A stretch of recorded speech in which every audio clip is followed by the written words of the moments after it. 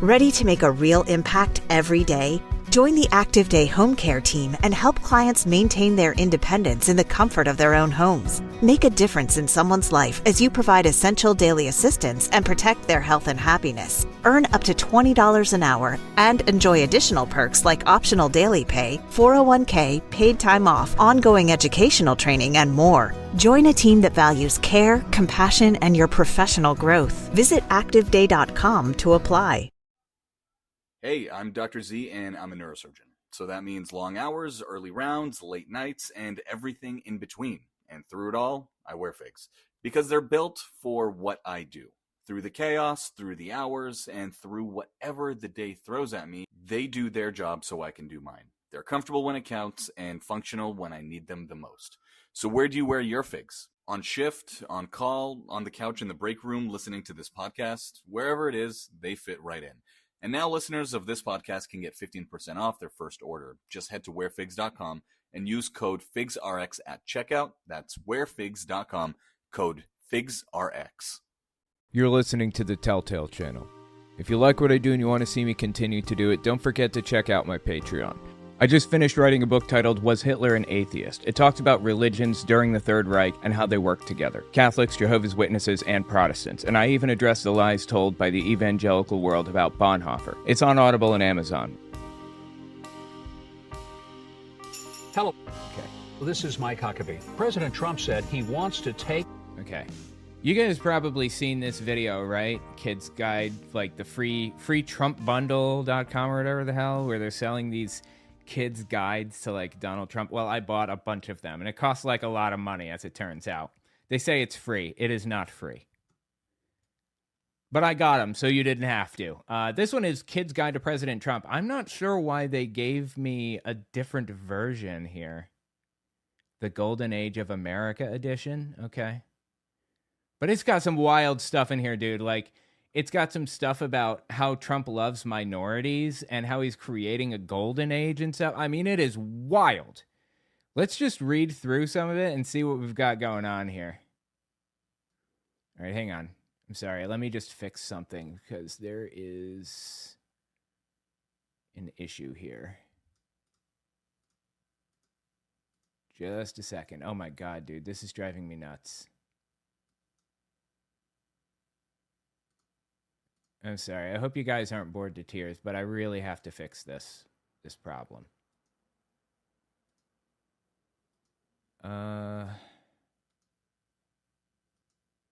Okay. There we go.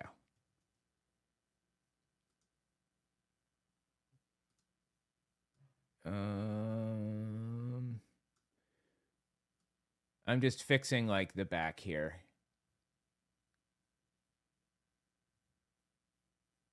Kids Guide to President Trump. Let me just verify that I fixed it. I did not fix it. God, this is such a pain in the ass. I was really hoping. Whatever, it's fine.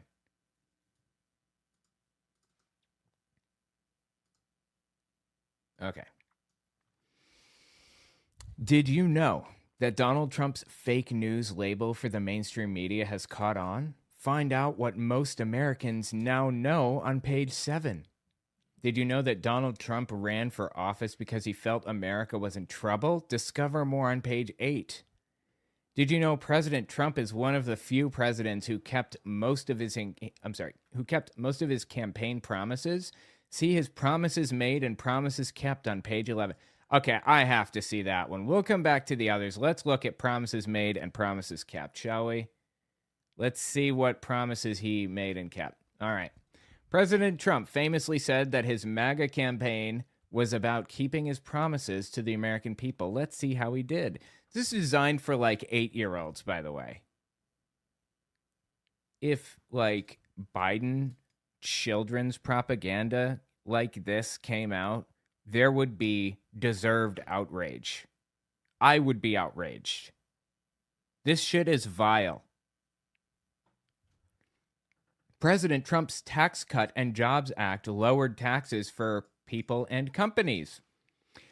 Well, I suppose that's technically true in the sense that some people had their taxes lowered But people that made under $100,000 a year, I think, had their taxes raised.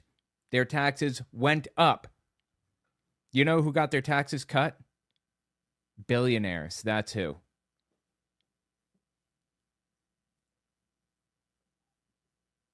Donald Trump. You remember all that stuff going on about Doge, all that shit people were screeching about, like, oh, Doge is going to take down U.S. aid because they're sucking up all this money or whatever. Do you know how much money Doge claims to have saved? They didn't save anywhere near this, but just taking their word for it, you know how many? Or you know how much, I guess? 160 billion is the claim. And then Donald Trump cut taxes by $4.5 trillion. $4.5 trillion in tax cuts over 10 years, over a 10-year period.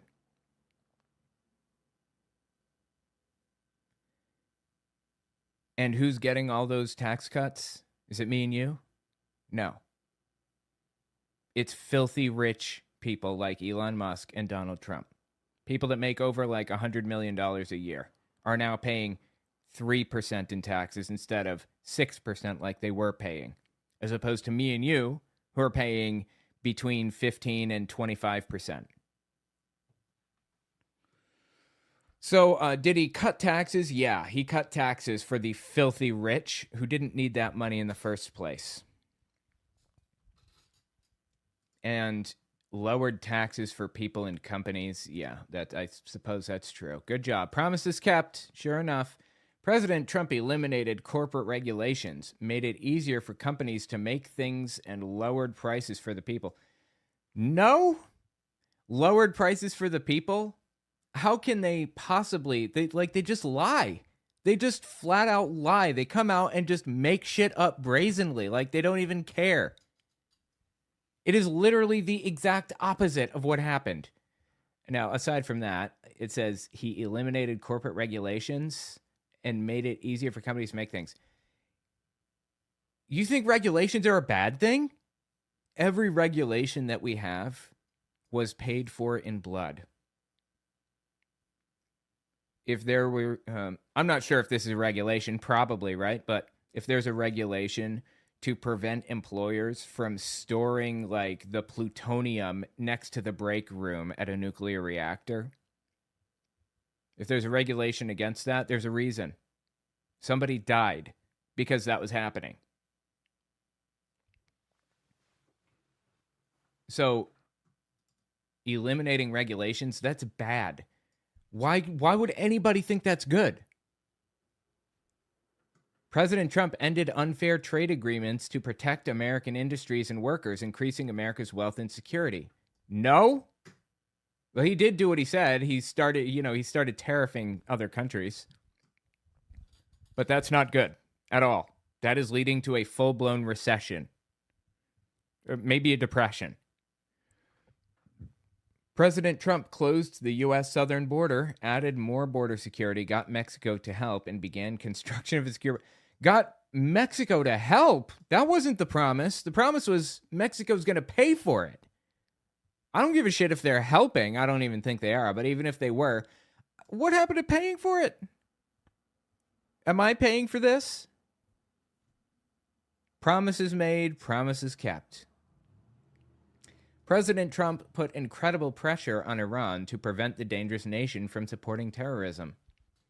Okay, they're not giving me a policy or anything, first of all. And second, Iran is a bad place with bad leaders. And they're on their way to nuclear proliferation. They're on their way to learning how to produce an atomic bomb. They have been for a long time. And nobody wants that. Nobody. There should be fewer atomic bombs around, fewer nuclear weapons. If for no other reason than because, what if, somebody is showing the button off to their close friend, say Kid Rock or whatever, and they sneeze and accidentally hit the button? What happens then? The point is, nuclear weapons, like the more of them there are in the world, the higher the chance of having an accident with them, even. Like, set aside bad intent, or somebody wants to go out in a blaze of glory because they realize that they're going to die anyway and that they don't even give a fuck, so they're going to destroy the world in the process. Set that possibility aside. What about the possibility of accidents? Nuclear proliferation is bad, right? I think everybody can agree on that. And Iran, being the right-wing, like fundamentalist Muslim religious state that it is, fucking hates America. And we, of course, we would probably be their first target if they finally developed one. So what did Obama do? He created an agreement with Iran. He mended fences and lowered tension between the United States and Iran by creating a deal with them to prevent them from getting a nuclear weapon. They were allowed to, God, what's the word? Oh my God, I don't remember. They were allowed to, like, produce nuclear products that were just good enough quality to be used in nuclear reactors, but they couldn't use them, or they couldn't refine them. That's the word. They couldn't refine them enough to be used for a nuclear weapon. And there were UN inspectors that went into Iran to check on this pretty regularly, and they passed every single inspection. There were never any questions. Iran was following the deal. And in return, we unlocked some of their money that had been sanctioned. It was a good deal. Really good deal. When Donald Trump erased that deal, that made nuclear war that much more likely. Now we have two choices. When diplomacy fails, is going to come down to one of two things. Either the United States is going to have to invade Iran, or Iran is going to get a nuclear weapon. That's just what it is. Or we can try diplomacy again, but after what Donald Trump pulled, I don't see that happening, ever. So Donald Trump, like, pulling out of the nuclear deal the way that he did with Iran, guaranteed war with Iran. I don't want to hear any of this shit about he put incredible pressure on Iran to prevent the dangerous nation from supporting terrorism. No. He made every bit of this happen, all of it. President Trump stopped terrorism at every turn by eliminating terror leaders and cutting off their money supply.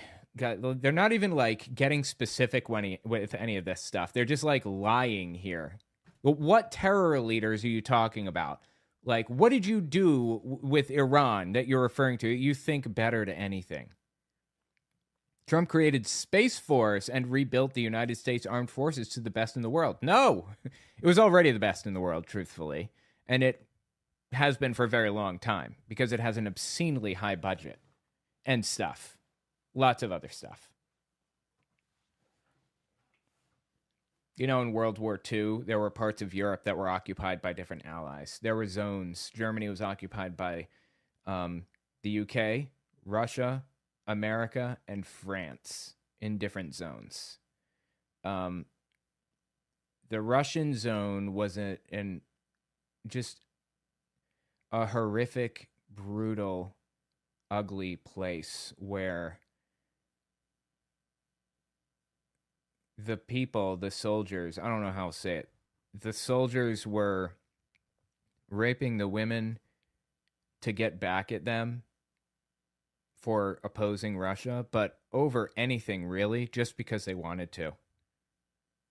I mean, you know, that was in the back of their heads a lot of the time. It stated openly that's why they were doing it. But the vast majority of it was just because they wanted to. The French zone, as described by the Germans, they were kind of pushovers. They described them as pushovers. And the Americans were described as basically as, like, moral, truthful, upstanding, and harsh. but they didn't do things like the Russians did. The U.S. military has a long history, going back a very long time, of being well trained.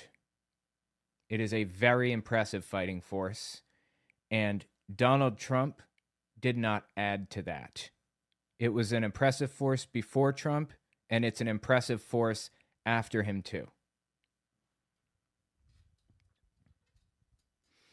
President Trump protected Israel, America's great ally and the only democratic and free nation in the Middle East. Really? Democratic and free, you say? Interesting. I seem to remember some other thing. I mean, Israel is very clearly an apartheid state, right? Is it a Jewish state? If your answer to that is yes, it is a Jewish state, then you are tacitly saying it is an apartheid state. It cannot both be free and democratic and open and a Jewish state. They're mutually exclusive. And he protected them. I mean, when you say protect, do you mean he used Israel, criticism of Israel as a pretext to crack down on protesting, to arrest people as terrorists for protesting against what Israel is doing? Yeah, okay, that's sure. I guess so. President Trump defended our precious United States Constitution. What? Are we talking about the same Trump? Which protects every American's rights, especially our First Amendment right to free speech. What are these people smoking, bro? Oh, the Abraham Accords. Okay, let me tell you what the Abraham Accords were. It's Donald Trump's, it was in his first term. It's his claim that he brought peace to the Middle East. That's what he says. Under Trump, first term, we had peace in the Middle East, in their minds. The Abraham Accords was basically just an agreement that got some Middle Eastern countries, I think the UAE maybe, and possibly Saudi Arabia, to openly trade with Israel. None of them were trading with Israel up to that point because of what they're doing in Palestine. October 7th is not when this started. This has been going on for a very long time.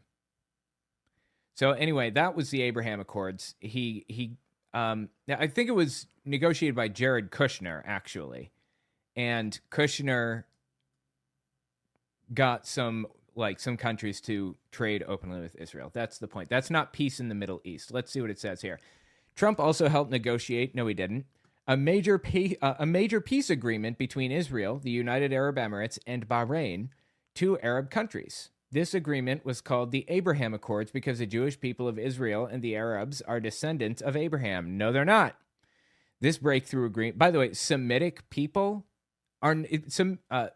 Semitic is not a people group. It's a language group. There is no common ancestry between Semites like that. It's just made up. And that's like just adding to the ridiculous claims about like the quote unquote Semitic race that Germans in Nazi Germany talked about. How the Semites are super evil and all this other shit. There is no common ancestry there. It's just nonsense. Jewish people of Israel and Arabs are descendants of Abraham. This breakthrough agreement made them less likely to go to war with one another in the future. Well, look how that turned out, huh? After the Abraham Accords, an agreement was made between Israel and Sudan, another Arab country. Yeah, so there were 3 Arab countries. I thought it was Saudi Arabia. I guess not. That's not peace in the Middle East. Oh, what do we got on North Korea? After many years of disagreements and threats of war in 2018, President Trump became the first president to meet with the leader of North Korea. He met North Korean leader Kim Jong-un in Singapore to agree to negotiate with one another in the future. Even though North Korea is still a dangerous threat, President Trump's work made it easier to negotiate with North Korea in the future and may eventually help lead to North Korea no longer threatening America. Oh my God, dude. People saying this aged like milk. That's the thing. This is brand fucking new. Okay? This is not old. Some sorry son of a bitch sat there after the 2024 election, so not that long ago, and wrote about how Donald Trump fixed Israel and peace in the Middle East and all this other shit. Oh my God. It is insane. By the way, hang on, before I forget. Okay. I'm gonna just scroll through real fast in case anybody wants to just kind of take a look at it in your own time.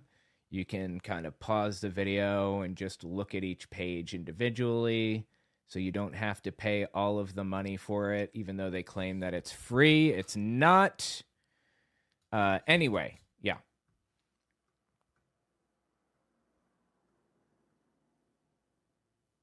All right, let's see.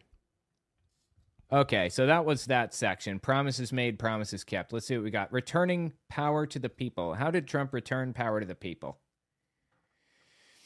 When Trump ran for president in 2016, he issued a series of bold promises to the American people, all designed to protect and strengthen our nation. Trump believed that for far too long, the government and career politicians cared more about small groups of people and international agendas, and not enough about the vast majority of Americans. This is pure, unadulterated delusion, complete delusion. Reduce corporate regulations. These are the things he did to fix everything. Reduce corporate regulations. How does that help anything? How does that make anything better for literally anybody? Stop illegal immigration. Again, how does that help anybody? Do you know that bringing people into an economy makes the economy larger and more powerful? This is super straightforward, but if there are any MAGA-Potamians out there listening, just in case you're unaware, I'll let you in on this secret. More people in an economy means more money flowing through it. Money has more velocity, okay? The economy grows larger. When an immigrant comes in, undocumented or not, that's another person that is now paying rent and working a job and buying food and paying their electric bill, buying a car and all of that other stuff, building a family and whatever else. Much as you'd like to believe that immigrants are all deadbeats that don't work, there are literally 18 million immigrants more, 40 million maybe in the country. The vast majority of immigrants. In fact, it's such a small minority of immigrants that are not working, it's not even worth talking about. I mean, there's even a trope about it. They stand out by Home Depot looking for work, right? So the point is that by bringing an end to immigration, undocumented immigrants or otherwise, you are actually making things worse for everybody. This is a worse situation.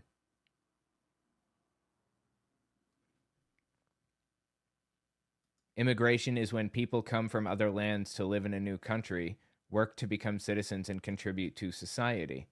What is illegal immigration? Illegal immigration is when people come to take money and jobs without paying taxes. No. Undocumented immigrants pay taxes too. The IRS very specifically tells them they don't care about their immigration status. Send the money anyway. And they do. That's what they do. In fact, Elon Musk noticed that there are a bunch of social security numbers in a database he wasn't supposed to have access to. Like 1, 2, 3, 4, 5, 6, 7, 8, 9. That's a social security number. You know why that's in the database? Because people are using it on their forms because they're undocumented and they still want to pay taxes. They're not refusing to pay taxes. Some sneak in to commit violent and deadly crimes and, in the worst case, commit acts of terrorism. Why would anybody do that? They're sneaking in to commit crimes? What? Are you shitting me? It's just complete nonsense. So why is Mike Huckabee and Trump and these other people, why are they opposed to immigration if it makes the economy grow? What reason do they have for opposing immigration? I'll tell you why. There's an answer to this. Let me just, hold on, let me pull up.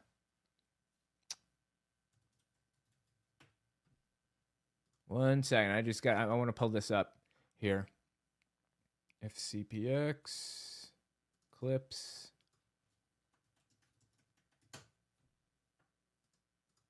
All right, here we go. Ugh, God, stupid Mike Huckabee. All right. Real fast aside, check this out. I've been working on a text-to-speech system. Jack surveyed the scene. Beside him stood Terry, his hand instinctively gripping the hilt of his energy pistol. Their arrival was met with a flurry of activity as a team of security specialists fanned out. This is AI. Can you guys tell? Securing the perimeter. In the center of the hub, bathed in the harsh glare of emergency lights, lay the source of their disquiet. A metallic sphere pulsating faintly with a wicked glow. It was the bomb. It's something that you can tell because I've been listening to it so much lately that it's like really hard for me to tell if it's AI or if it sounds like AI or if it's like the kind of thing that it could be mistaken for real. How good is it? It's a little off. Wait, sounds like a narrator? That's okay. I'm good with it. Sounds like AI, really? Would it be tolerable if you were listening to a book like this? Because I used to use Readbit, the app Readbit, to like read books in audio form on the fly. And Readbit started charging out the wazoo. And I have a really good video card, so I figured I might as well try to generate the books myself so that I can listen to them. I even got this app for it called like Book Player or something. So it's pretty good overall, you think? Is it the kind of thing where it would be hard to tell? It's AI, but it's subtle. Okay, that's a plus.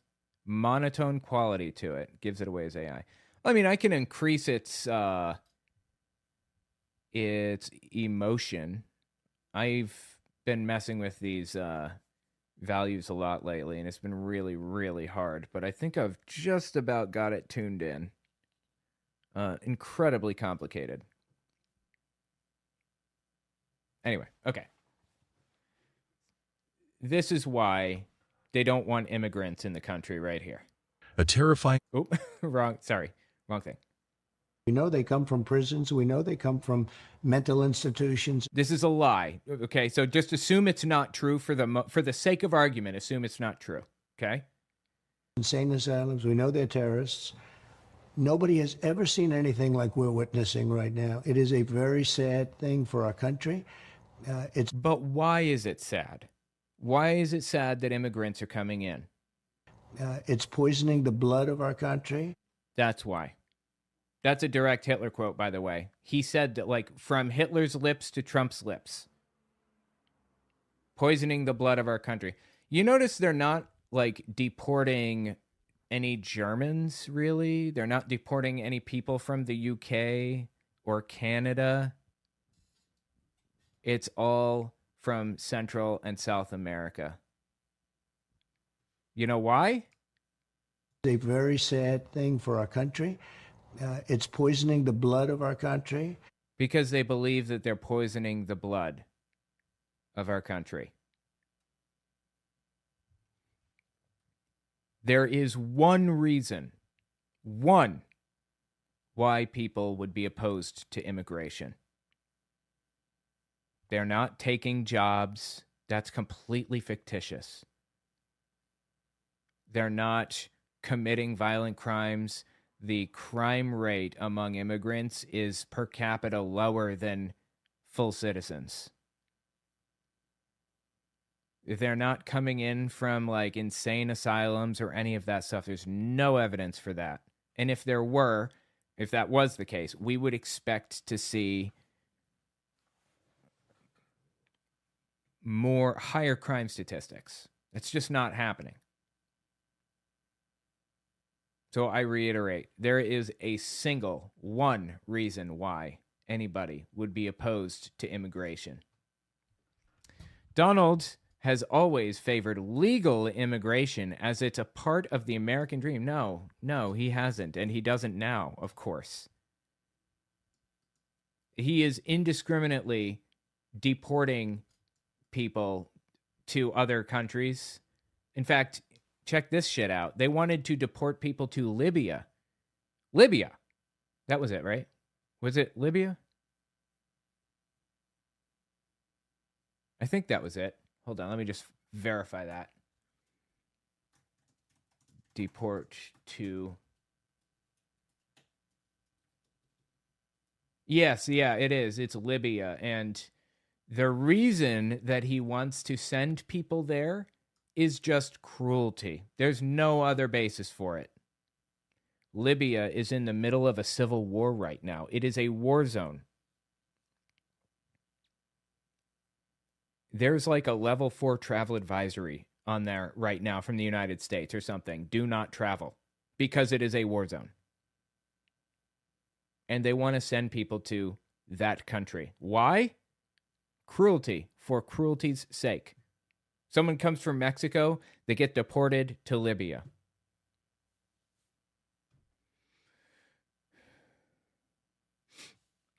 There was one specific video I was gonna look for. It was wait.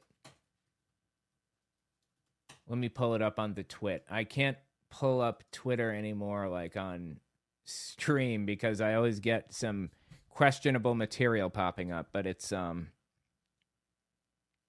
Chris Murphy, I think, right? Is this? Thank you very much. Thinking of coming to the United States to work or to study to understand what their rights are. So let me ask you a series of pretty simple questions. Probably the key of right amongst the 5 freedoms is the right to free speech, the right to express your... I need to find this. You know what? Give me a second. Hold on. Let me just snag this real fast.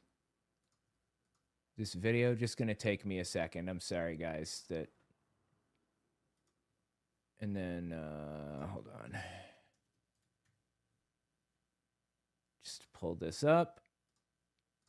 Give me a command to run Whisper on this file.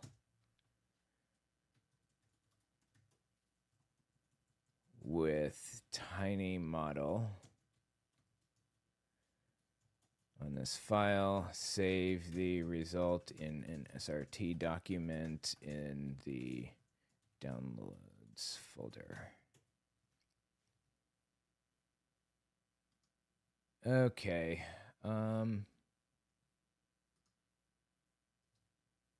Downloads, where did I save it? Here.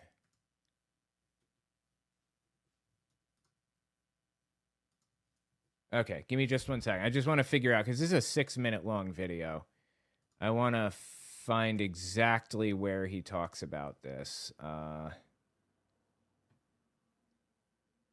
heckers. It's not working. Oh, God. All right, I'm sorry. Give me just 1 second. I hope you guys aren't bored to tears by this. I'm just trying to, yeah, I just want to get this working real fast. Just going to paste. Oh my God, this is a long file name. Okay. Well, I'm really trying to just transcribe this video, and it is giving me so much trouble right now. I renamed the file to this.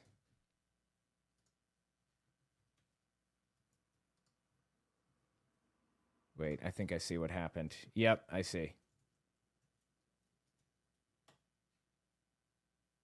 Are you serious right now? What is happening?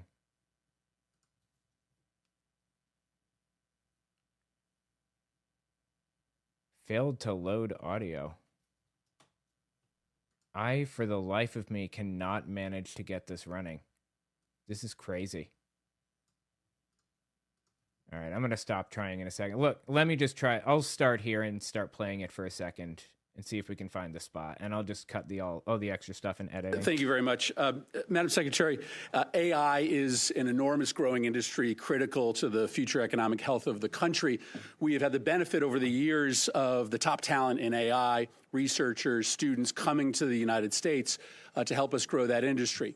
But for the first time in the last 15 years, there are more top talented individuals and workers in AI leaving the country than coming here. And the reason is pretty simple.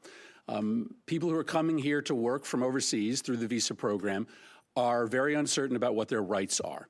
And that is because of the actions this administration has taken. So I think it's important to get on the record for those individuals who are here currently and those thinking of coming to the United States to work or to study to understand what their rights are. So let me ask you a series of pretty simple questions. Probably the key of right amongst the 5 freedoms is the right to free speech, the right to express your own personal opinion about politics, culture, the economy. Do you believe that you have the right to detain or deport a U.S. citizen for simply expressing their political opinion, a U.S. citizen? No. No. Do you believe that you have the right to detain or deport a legal permanent resident for expressing their political opinion? I don't make decisions on legal status here in the United States. The Department of State does that, and I would say that... Okay. Permanent residents are people that have lived here like long term and they have a green card and they went through a whole process. They are completely legal. Why would you deport somebody who is 100% above board and legal and has lived here for a long time and is a permanent legal resident, pays taxes in the whole 9 yards? Why would you do that? As they've gone through an evaluation of who gets a visa, who gets legal status, green cards, they've been evaluating and discussing how that applies. Well, to I acknowledge that you don't. country. I acknowledge you don't make. Right.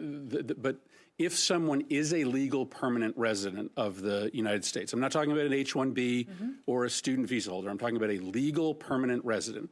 If you are a legal permanent resident, do you have the right to detain or deport that person simply for expressing their political opinion? The Department of State makes those decisions. No. The answer is no. And no, the they don't. Department of Homeland Security. You make that decision about who you have the right to She's the director of Homeland Security. She makes that decision. detain or deport.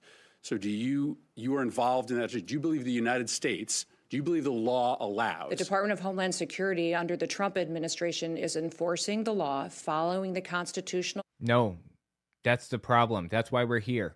It's not.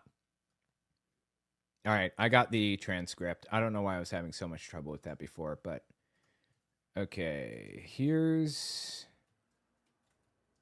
transcript. What was I even looking for now? I'm trying to remember. What were we looking at? It was dangerous people sneaking into the country. What the hell was I looking for? It was oops. Resident. If you are illegal about who you have the right to As citizens, leave. Damn, now I can't even remember what I was talking about or what we were looking at. Can somebody remind me, what the hell was I talking about, like, when I went to that video? It was, all right, let me just look through the transcript here real fast. Talking about AI. Do you believe you have the right to detain or deport permanent residents? We haven't done that at all. Trump's cabinet's constitution are like Christians and the Bible. None have ever read it, right? Can you describe the steps you've taken to facilitate this release? Damn, I suddenly cannot remember what the hell I was talking about. Judge's orders, not ask another question, Brago Garcia. There was something very specific that Chris Murphy said. And I cannot for the life of me remember suddenly.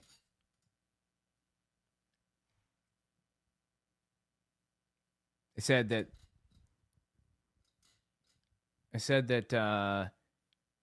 they're not deporting Canadians. They're sending people away because they're poisoning the blood of the country, quote unquote. There's one reason. Damn, it's on the tip of my tongue, and I cannot remember it. Well, anyway, let's continue. Let me try to wrap it back around here so that we can watch a little bit of this. Kristi Noem, the leader of the Department of Homeland Security, is one of the people that is like making decisions about who is arrested and how they're detained and where they go and all of that. She sat in front of Chris Murphy, Senator Chris Murphy, I believe. He's a senator, right? Oh my God, there's text over this and I cannot click it because of the text. Okay. Yes, Senator Chris Murphy. Talked to her, and she doesn't seem to have a grip on like literally anything. 1B or a student visa holder. I'm talking about a legal permanent resident. If you are a legal permanent resident, do you have the right to detain or deport that person simply for expressing their political opinion? The Department of State makes those decisions. No, and the they Department don't. of Homeland Security. You make that decision about who you have the right to detain or deport. So you are involved in that? Do you believe the United States, do you believe the law allows? I'm sorry, she is so plastic. I mean, look at this. Do you guys know what she looks like normally?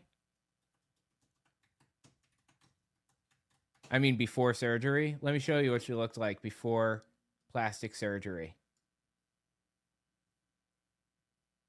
Oh God, I clicked on a Facebook link. Do I dare?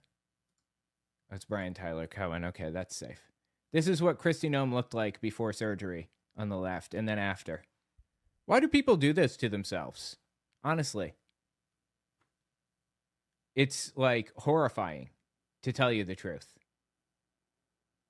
Anyway, the point is that like Kristi Noem is trying to dodge questions like mad.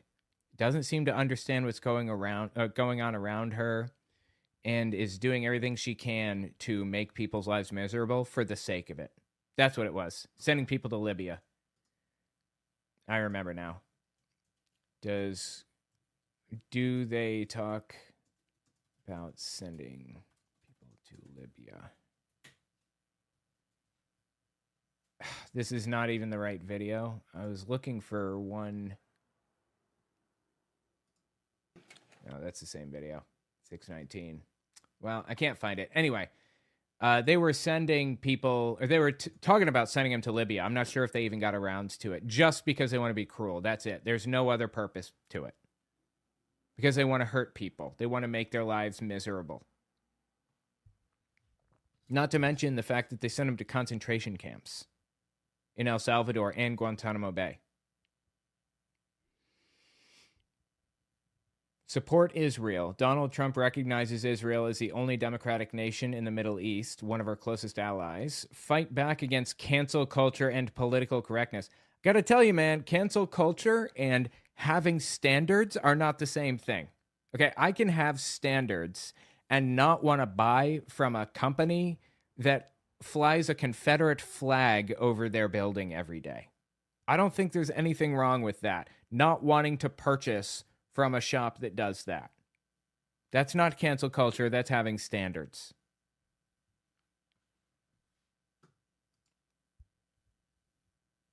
Stop radical Islamic terrorism, fix military and trade agreements with other nations. This is literally the exact opposite of everything that he did. Hold on. Why is this? Okay, there we go. Drain the swamp. What is MAGA? MAGA stands for Make America Great Again. As a businessman, Trump saw exactly how the loss of America's promise brought crime and decay into the cities, especially among lower-income families. Bro, I lived in New York City, in Manhattan in Manhattan, as a matter of fact, for like 5 years. I just left Manhattan.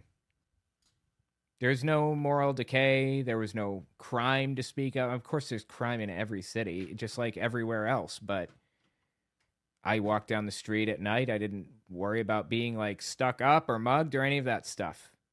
It's a perfectly normal place. Crime is not like, rampant all over everything everywhere like this. It's insane. He also saw career politicians who did little to help and instead allowed illegal immigrants to take American jobs. That's not happening. That was never happening. While sending American jobs and money out of America and away from American families. It's complete delusion. And it's being given to kids. It's really sad. Wait, is this? Yeah, okay. I think yeah. Wait. Is this the last one? No. Okay, let's look at the last one here. It says, the golden age has begun. Clearly, President Donald J. Trump's popularity has only grown as more and more people now know that Washington, D.C. was precisely the swamp he said it was, home to an elite political class entirely out of touch with the people. The delusion is unmatched. Absolutely insane. And to make things even worse, or let me rephrase, and they're just flat out lying here about him being more popular. He's not. He is less popular today than he was when he ran for office, like when he won. He's less popular overall. Every poll shows him less popular. I mean, what kind of delusion do you have to be trapped in? Is this delusion? Or are they straight up lying about this stuff? I'm actually leaning toward lying for our old buddy Mike Huckabee here. I think he's lying when he puts this stuff in these books. And teach our kids to love our country. That's why my team created a Kids Guide to President Trump. It'll teach your kids all about President Trump's accomplishments and his vision for America. And right now, I want to give it to you for free as part of this free gift bundle. To order your free Kids Guide to You know what I think bothers me the most out of all of this? I think it's that these people seem to view Trump as some kind of a visionary, like a great thinker, when he's not. He's a fucking moron. He is dumb as dog shit. And I'm not even saying that to be insulting, truthfully. I'm not. I'm saying this in a factual way. He is dumb as dog shit.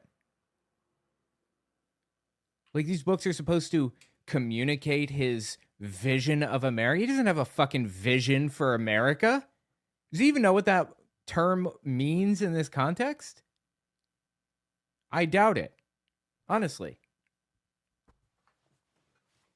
Anyway. All right. Tell me what you think about the Kids Guide to President Trump. It's just awful. There are some other really interesting ones, like exposing lies about America. So stick around if you want to see more of them. Exposing lies about colonization, about early America, exposing lies about slavery and about civil rights in America. It's wild. So stick around. Check those out. Let me know what you think in the comments. We'll be right back. Don't forget to check out my Patreon. Also, take a look at my website, owenmorgan.com. I just finished writing a book titled Was Hitler an Atheist? It talks about religions during the Third Reich and how they work together. Catholics, Jehovah's Witnesses, and Protestants. And I even address the lies told by the evangelical world about Bonhoeffer. It's on Audible and Amazon. I got an email from somebody who's very angry with me. A woman from South Africa who tells me that I completely misunderstand the situation. There really is white genocide and all this other stuff. So I decided to look into this a little bit, and it turns out that she's completely off her rocker. There absolutely is not white genocide. And I want to establish that for you. This is Mark Burns. He is a far-right Trump extremist. Magapotamian to the core, okay? He decides to go to South Africa to analyze the situation. Listen to what he had to say about it. The big elephant in the room was to answer and find, is there white genocide that's happening in South Africa at the hands of Black people with a Black-led government? And what I find was, having spoken to many different former apartheid leaders, many different white farmers, Afrikaners in business, they were extremely shocked to discover that this was the narrative that was being played out in Washington, D.C., and that they wanted to assure me that was not happening. And just to play devil's advocate, my question was, is this government back? Some of them were not favorable of the ANC. Some of them were not necessarily fans of the current administration. But they wanted to assure me that they were not witnessing genocide. Now, having said that, that doesn't negate the fact that white people or white farmers are being killed, or Black farmers are being killed. Let's not exclude the fact that there's a high crime rate. Okay, here's the bottom line. There's crime in South Africa, and people are falling victim to it. Of course. That's happening literally everywhere. There's crime in society. First time, it's not a genocide. And even Mark Burns, of all people, acknowledges that it is not a genocide. For this guy, of all people, to say it's not a genocide, that should tell you something. He's the kind of person who, given the opportunity, would say whatever it took to benefit Trump or the far right or whatever. I'm actually kind of really surprised that he's acknowledging that there is no white genocide over there. If you're unfamiliar, this is Mark Burns saying that the LGBT community should be executed. The LGBT, transgender, grooming our children's minds is a national security threat because it is ultimately designed to destabilize the republic we call the United States of America. That's why when I'm elected, I believe he lost his election. I don't want to just vote. I want to start holding people accountable for treason to the Constitution. I am going to push to reenact HUAC. HUAC is the House of Un-American Activities Committee. To say such a thing is absolutely psychotic. If you guys don't know the history of HUAC, I don't want to get into it right now, but it was evil. It was responsible for a period in American history where people were being imprisoned for being accused of being communist. They weren't communist. They were accused of it. He wants to bring that back. That was in the 50s, I believe. It was a real committee that was formulated back in the 50s, and it's a committee that we should reenact that starts holding these people accountable for treason. Lindsey Graham should be held accountable for treason for supporting Joe Biden's gun-grabbing Second Amendment law that he's trying to push forward. And we all know what the penalty for treason is. That's why he picked that as the crime that he wants people charged with, because there's a very specific penalty, the death penalty. Lindsey Graham, my opponent's mentor, just stated that I am supporting all initiatives. He continues going on about guns and how Lindsey Graham was not supporting gun legislation the way he wanted. Anyway, the point is he wants LGBT people put to death. That's who the guy is. It's what he believes. He went to South Africa and said that it's not there's no white genocide. It's just fictitious. So this person that emailed me, she told me to check this guy out. She told me this guy knows what's going on. So let's just listen to this video of him real fast and see what he has to say. Woo, this one is gonna be hot. So in this video, you're gonna see a US expert breaking apart and trashing South Africa's response to Trump's white genocide accusation.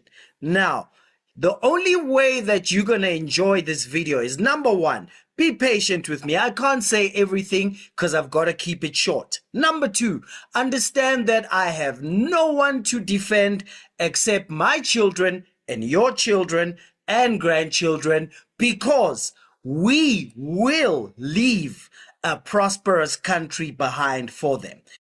I don't know what this guy's political position is, but because I don't understand the political situation in South Africa, but based on the positions that he's espousing, I don't see any scenario in which he's not a far-right nutcase to be supporting claims of white genocide that are absolutely absurd. It is not happening.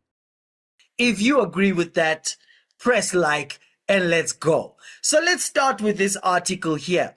Trump allies fact-finding mission on white farmers and genocide may not change US president's mind. So Mark Burns, a close ally of US President Donald Trump, has returned from a visit. Yeah, that's who we just watched, Mark Burns.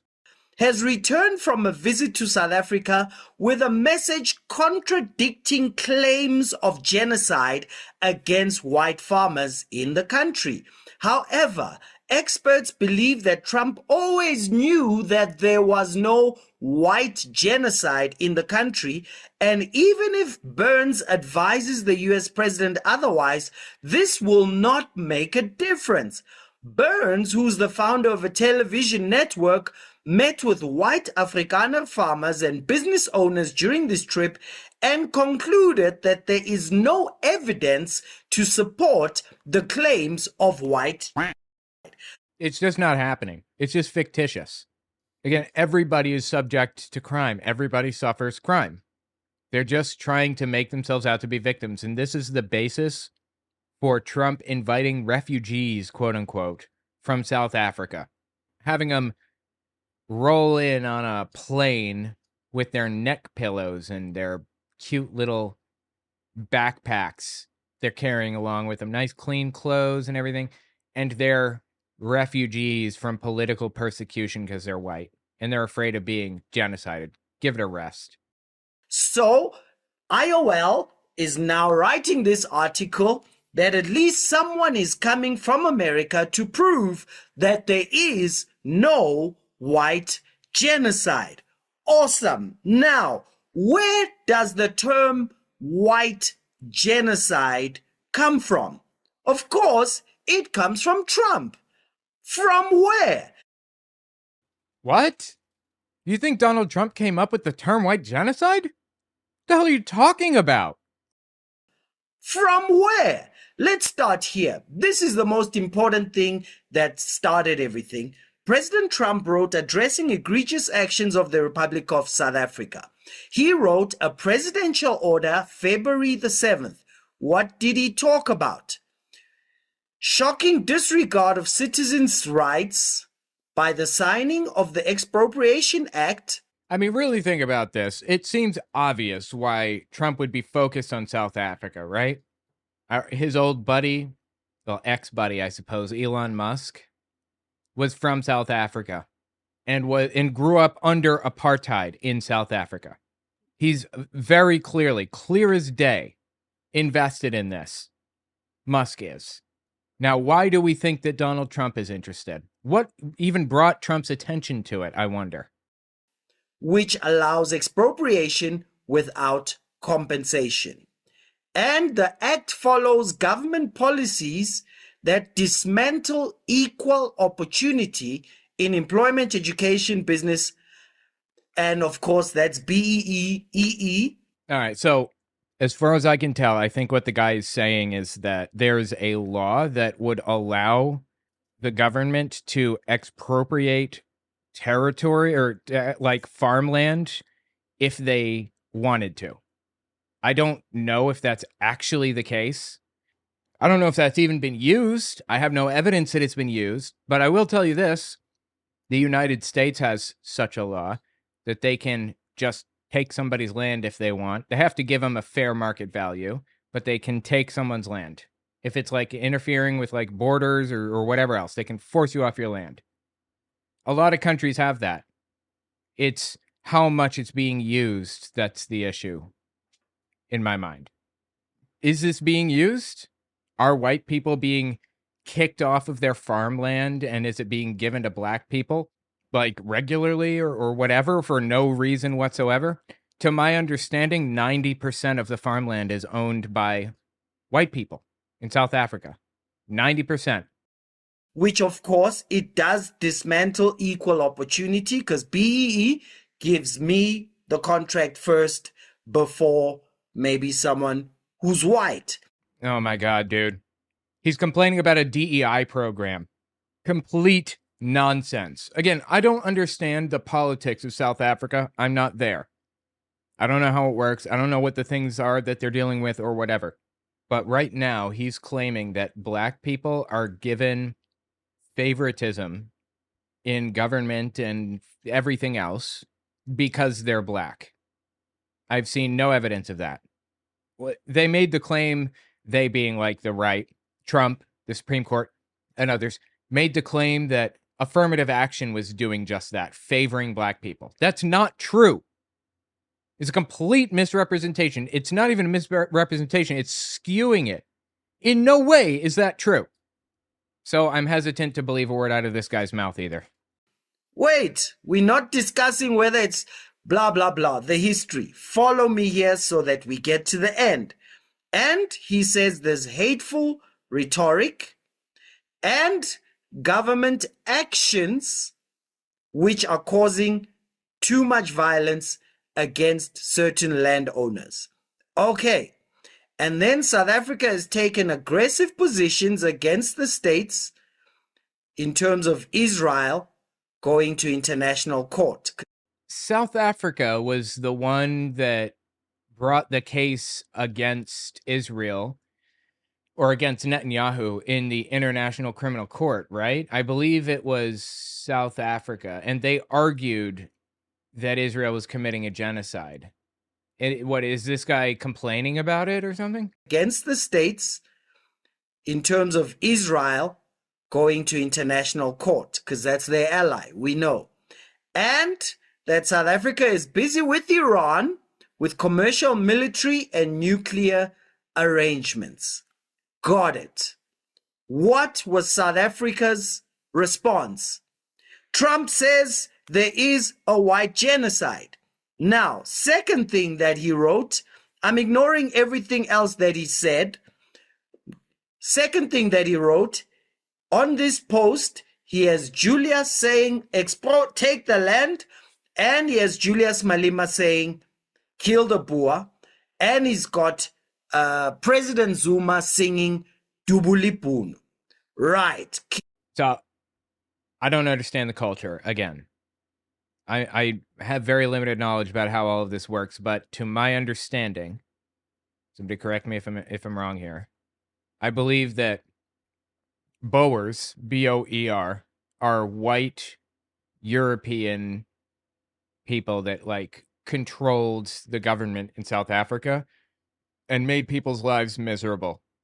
Like enforced anti-miscegenation laws, anti-race mixing laws and stuff like that. Boers, to my understanding, or to, the way that I see it, I may be wrong here, are just deeply evil sacks of if you call yourself a Boer, then, you're probably a bad person. I could be wrong. Maybe it's not a derogatory term. Boers were the original Dutch colonizers. Okay. So the Dutch go to South Africa. They colonize the area. They take control of the government. They segregate by force. And they take control of like 90% of the land and the wealth and resources and everything. And they leave the black population in an unwinnable situation. The black population has zero power. It's like the United States circa 1920. It's really, really bad for the black population. There is no path upward, none. And the black population, they start writing songs that they sing together that basically sing about a future time when they'll overcome the oppressors and things. A future time where they will take back their land from the oppressors, from the white people that came and took it from them in the first place and all that other stuff. This guy's referencing those songs, which are still part of the black population's like cultural history. I obviously don't stand for attacking or hurting anybody. I obviously don't think that they should be singing any songs about it. But to my understanding, these songs are just, they're not even viewed that way. As far as I understand it, these songs are just like kind of like their national anthem or whatever. They're just Swing Low, Sweet Chariot. They're just tunes that people sing. That's my understanding. But anyway, let's keep listening. Right, kill whites. Now, how, and then he wrote, this is in April, he wrote, how could we be expected to attend the G20 when land confiscation and genocide is the primary topic of conversation? That's not happening. Because the videos at the bottom show people singing a song about killing Boers and saying, take the land, just go and take the land. You don't have to wait for anyone. Again, is this actually happening? The answer is no. They still own 90% of the farms and stuff. Joshua Keller points out Metallica had an album called Kill 'Em All. Yeah, good point. Take the land.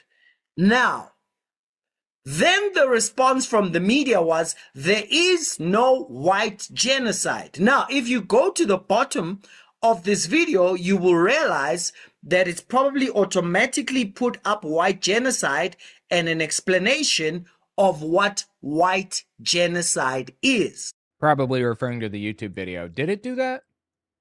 Let's see.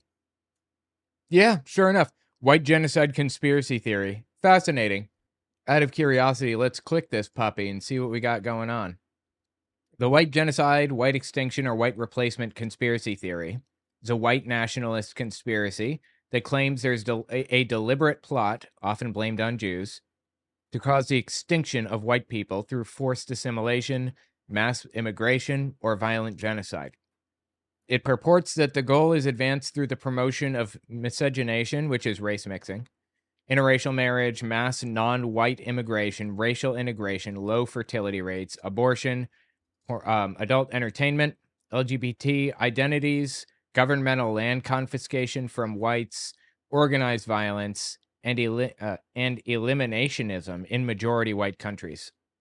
Under some theories, conspiracy theories that is, black people, Hispanics, Asians, and Arabs are blamed for the secret plot, but usually as more fertile immigrants, invaders, or violent aggressors rather than as the masterminds. A related but distinct conspiracy theory is the Great Replacement theory. Yeah. That one was popular in Germany, too, in the 30s. Great Replacement. And it's the reason why we get, like, Nazis today yelling, the Jews will not replace us. Anyway, that's the conspiracy theory that this guy is defending right now. Now, listen to the U.S. expert trashing, crushing, exposing this white genocide issue. Somebody makes a straw man argument when they refute or argue against something different from what the other person actually said, did, argued, or stands for. They're not attacking the real thing. They're attacking a straw man. Okay, I don't know what. Yeah, we all know what a straw man is. Okay, I'm just jumping forward in this because I don't know who this is. This is not about white genocide at all. I have no idea what this is about. Let's continue. Isn't that exactly what's happening here? A straw man? No, I don't think so. That there have been complaints about farm murders, and now we ended up at, there is no white genocide. We only have a crime problem. That's true. Crime is a problem for everybody. That's true. Even some black gogos are getting their throats slit after they get raped. But this is a straw man. Someone says, what do you mean by that? But no, we do just have a crime problem. Wait, stay with me now. Here's the thing. Put yourself in these shoes. You are a white person who's just had... Okay, I'm with you so far. White person, go on. A family member murdered. Just had a family member murdered, okay? You are a victim of a murder on your farm. Great. Now, here's... Great, he says. Okay, I'm with you. Now, here's the thing. If we had a crime problem, this is how it would look. Well, we just have a crime problem. Okay, here's how it would look. If You already said that. you black and you're a victim, the murderer was probably black, right? Why do you say that? If you were black and a murder victim, the murderer was probably black? Again, maybe I'm missing some cultural context, but I have no idea what got you there. This is like really vile, honestly. And you reported the case, the person never gets caught, the police never stop it. It goes on month after month. So you think that they're not investigating murders then in South Africa, is what you're telling me? Or even the police only investigate murders if it's black people. Is that what he's saying? Now, you're white, the murderer was probably black. Why? Why is that probably? What is the population? South Africa's population statistics. 81 to 82% are black. 7 to 8% are white in South Africa, apparently. And you report the case, nothing happens, no one gets arrested, the murders don't stop. You hear the murder down there, then you hear of a murder down there. I don't know what he's talking about. Like, yeah, murders happen. Are you saying that they're just not investigated, that they're rampant? Now, of course, although you're white and the murderer is black, we don't allow you to be racist. The murderer is white and you are black. We don't allow... I'm sorry, one more? Of a murder down there. Now, of course, although you're white and the murderer is black, we don't allow you to be racist. This is just a crime problem. Well, the thing is, in the United States, we need a basis for a hate crime multiplier or whatever. There has to be some reason. There has to be something, anything that indicates it was a hate crime. Something beyond simply, you're white, that guy's black.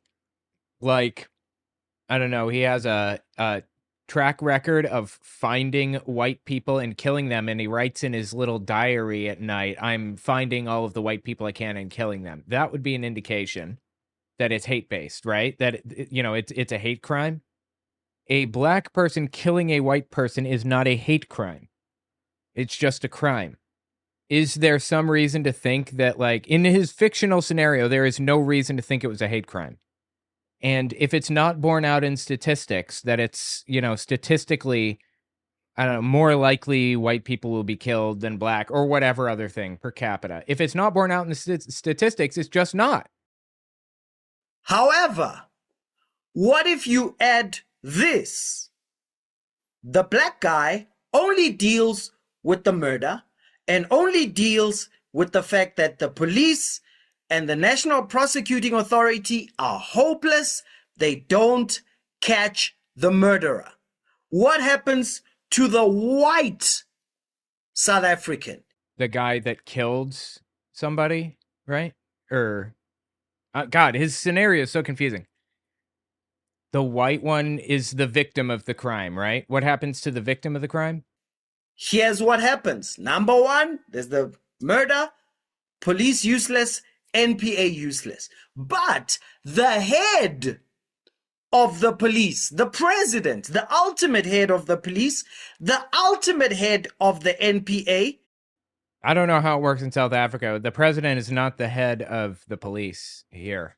Number one says, even though you were killed by a black guy, you are not allowed to ever get emotional and say anything bad about the black guy.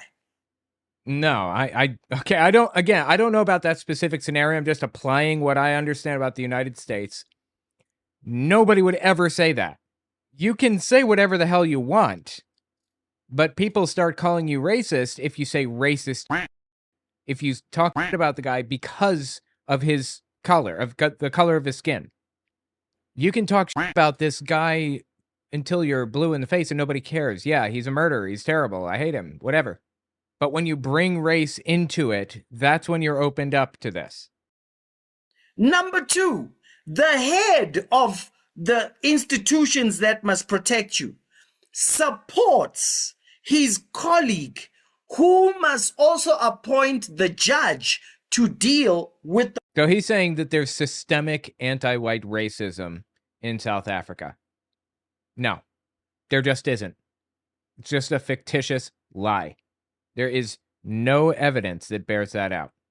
Statistics do not point to that being the case. The white population has historically controlled. They are the ones that own all of the land, that have all of the wealth, and have held all of the political power this entire time up until very recently. I don't want to hear it. Murder supports that person, Julius Malema, singing a song that says, kill the Boer.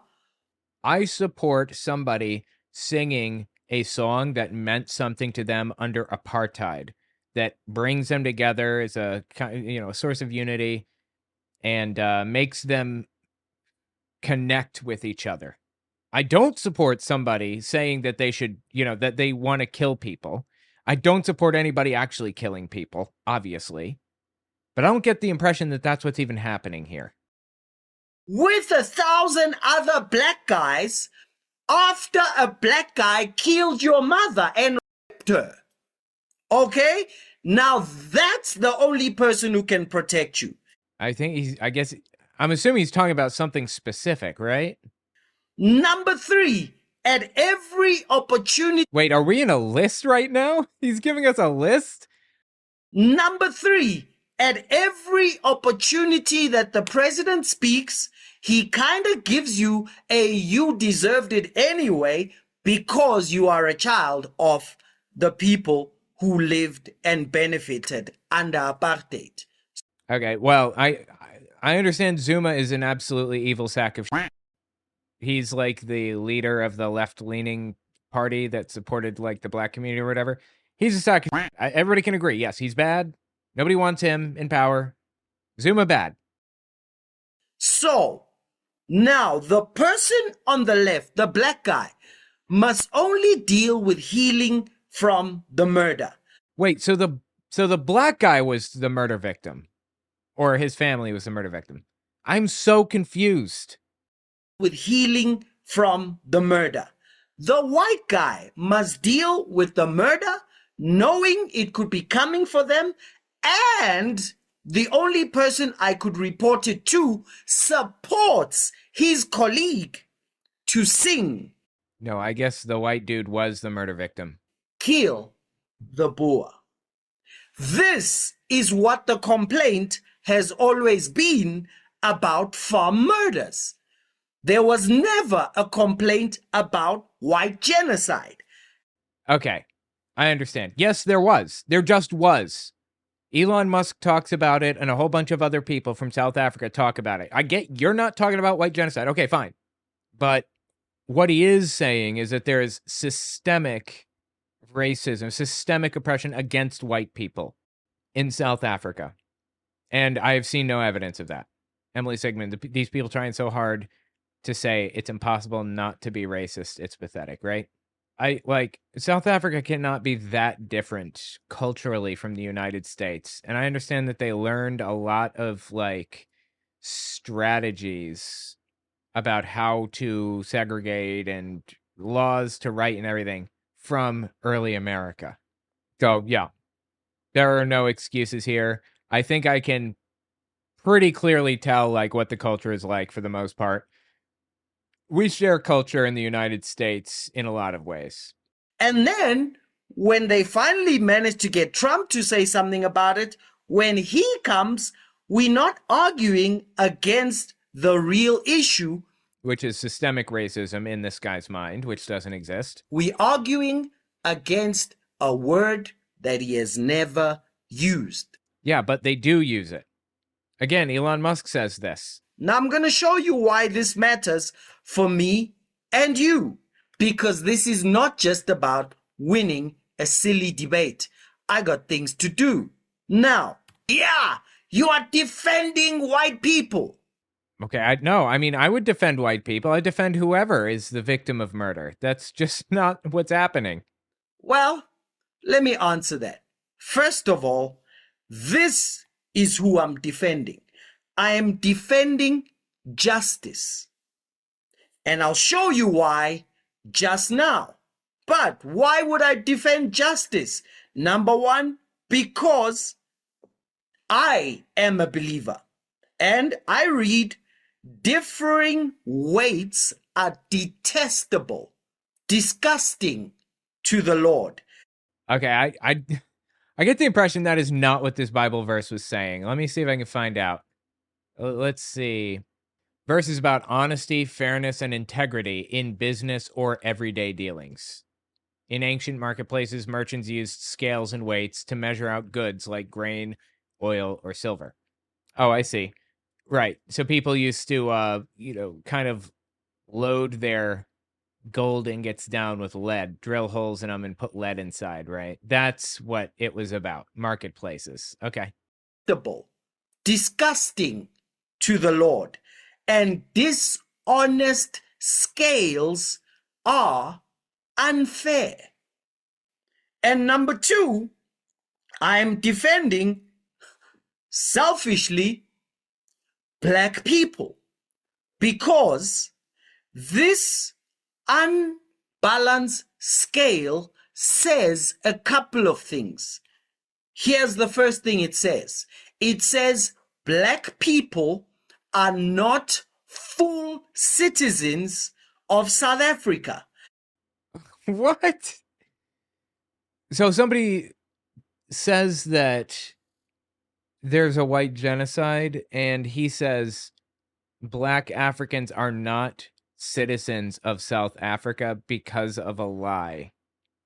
I'm so confused. The reason we're talking about him is because this woman sent me his name. I decided to look him up and find out what the truth was. And this is just complete nonsense all the way down. Fine, you're claiming there is no white genocide. You're the only one on the right that's claiming that there isn't a white genocide. But there isn't systemic oppression anyway. Emily Sigmund, what if terrible things happened to me? Can I say the N-word then? Right? It's the same kind of ridiculous, stupid mindset. It's insane. They need the protection of an international TV lie. Watch for yourself. So, right, this is where, who is this guy? I forget. It was South African President Cyril Ramaphosa? Yes. Zuma was the fourth president of South Africa from 2009 to 2018, also referred to by his initials JZ, and clan names, which are too complicated for me to pronounce. It looks like Zuma isn't even in power anymore. He hasn't been in power in like 7 years. Then why the hell was the woman who emailed me even talking about him? Ramaphosa has been president of South Africa since February 15th, 2018, when he was elected following Zuma's resignation. He's re-elected for a second term on June 14th, 2024, this time leading a historic coalition government after the ANC lost its outright majority. Ramaphosa continues to serve as both president of South Africa and leader of the ANC. Interesting. Okay. The speeches that were being made. One, that is not government policy.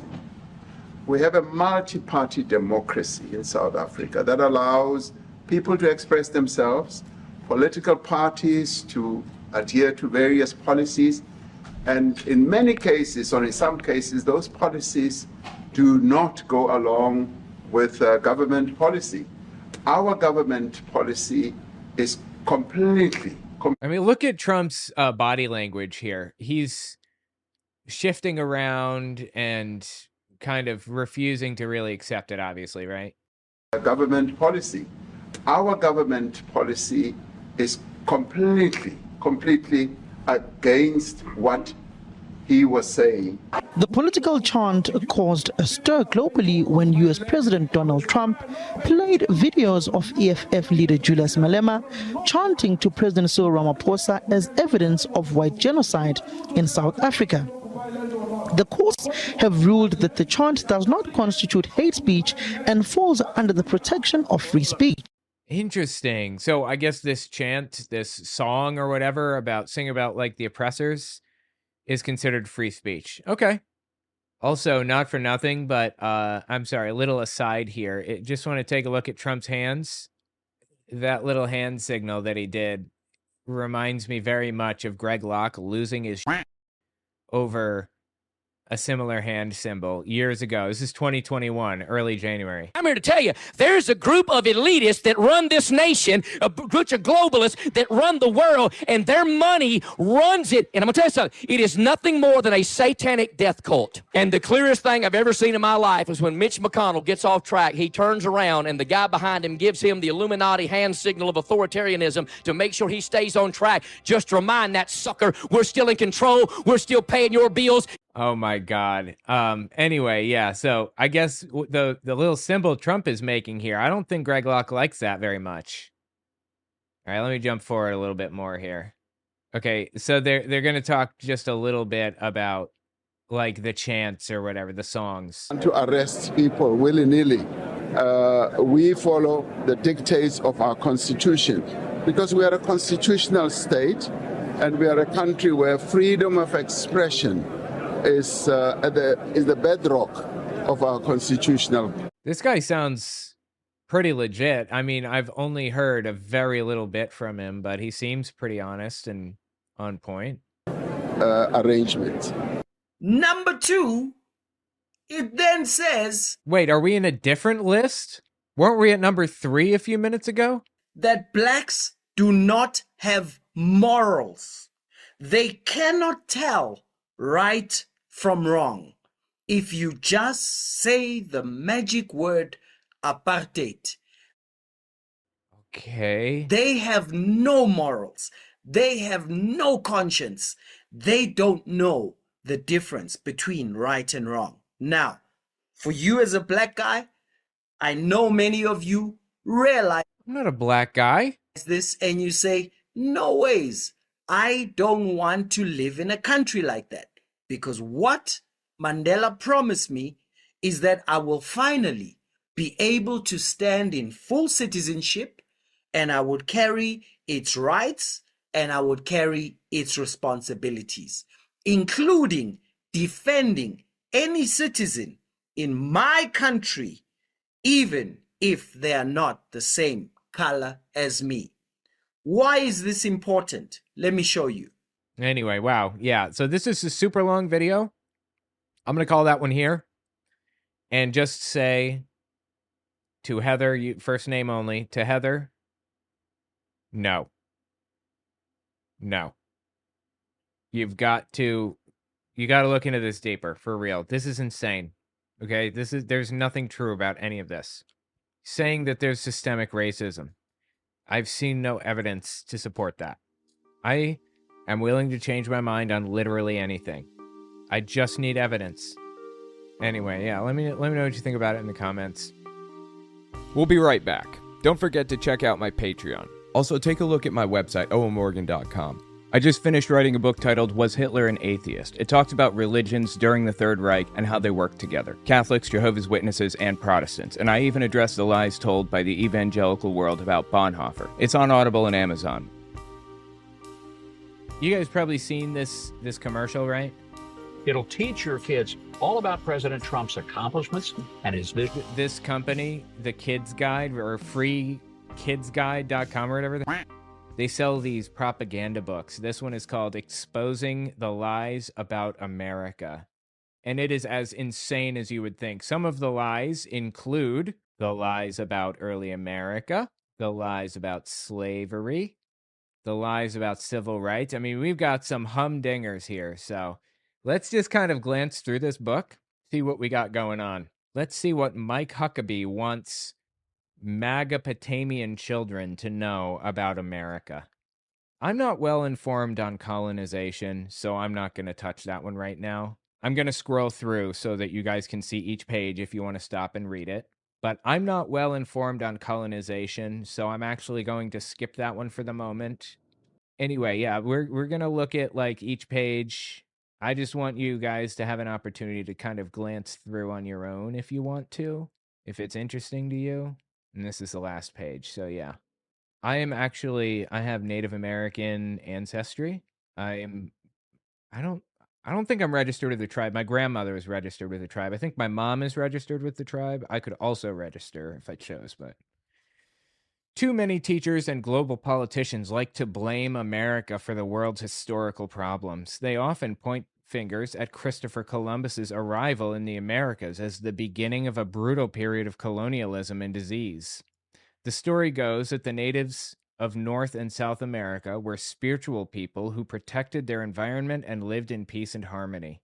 Oh boy, I can already tell this is going to be psychotic. While it's undoubtedly true that Christopher Columbus did begin a period of colonial expansion led by the Spanish, French, Portuguese, and British, the native tribes Columbus found were not exactly what we've been taught. I'll tell you what happened when Columbus came here. Let me just verify this. He landed on the Bahamas Islands, possibly Ganahani, which Columbus renamed San Salvador. And the people, it was the Taino people. That's what they were called, the Tainos. They didn't have concepts for the things that we have concepts for today. Like their understanding of religion was completely different. And when Christopher Columbus came off of the boat, they treated him so well. They welcomed him. They didn't have a concept of ownership in the same way. So if somebody wanted something, they would just ask for it and they would give it to them. Even if like the Taino people really needed that thing, they assumed that nobody would try to take from them unless they really needed it. So Christopher Columbus and his crew just took from them, just took whatever they wanted. Here's a quote from Christopher Columbus in his journal. They are very gentle and without knowledge of what is evil, nor do they murder or steal. They would make fine servants. They should be good servants. They can easily be made Christians. He was impressed by their nakedness and decorative body paint, their use of gold ornaments, which piqued his interest in finding gold-rich lands, which, by the way, they didn't have, like, a bunch of gold around. It was very little, but he was interested in finding more of it, and that motivated him to come back with more people later. Anyway, their generosity, especially in trade, piqued his interest too, offering parrots, cotton, and food freely. Yeah, they didn't have a concept of ownership. Columbus quickly shifted from peaceful interaction to colonial exploitation. He kidnapped several Taino to take back to Spain. Some died en route. When he returned on later voyages, he implemented tribute systems that demanded gold from the Taino.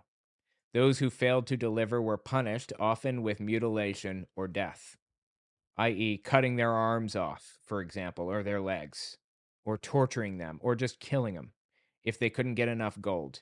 Within decades, due to enslavement, violence, and European diseases like smallpox, up to 90% of the Taino population perished. So he brings the Tainos back to, like, Europe and enslaves them.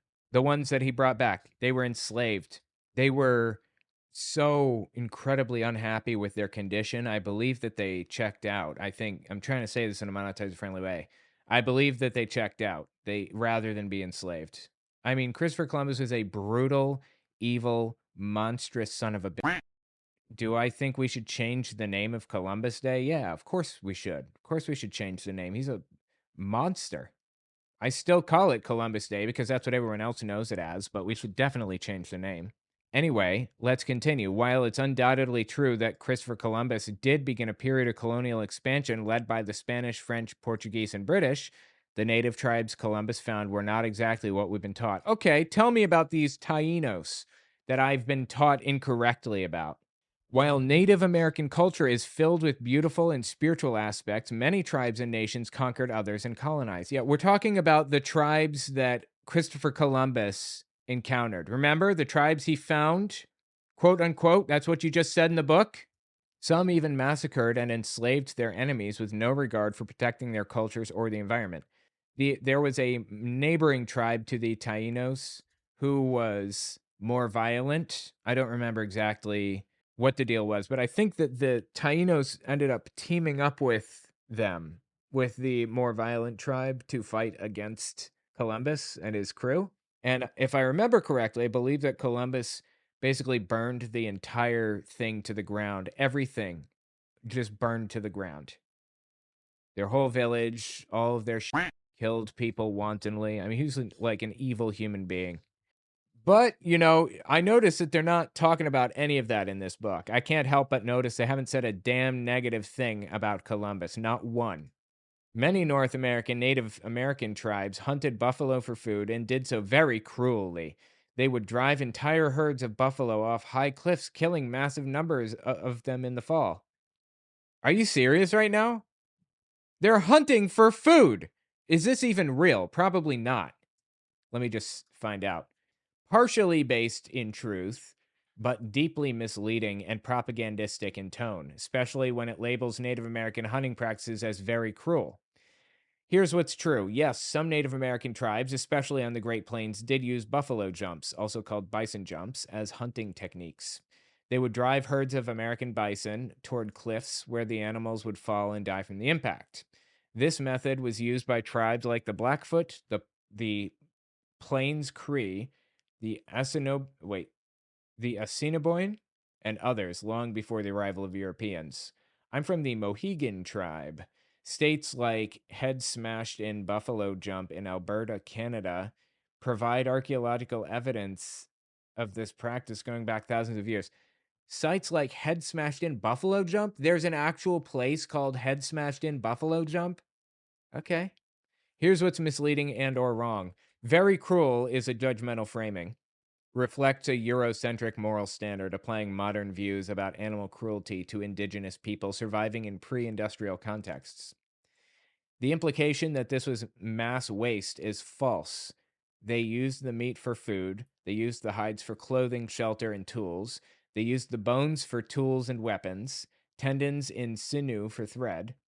The hunting technique was not wasteful by their cultural standards. It was efficient and communal.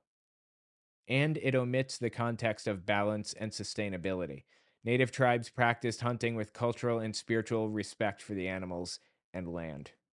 The near extinction of the bison happened after European colonization due to commercial slaughter and U.S. policies aimed at starving indigenous populations, not because of indigenous hunting practices. Yeah, the U.S. tried to kill the bison population to starve the Native Americans. Really.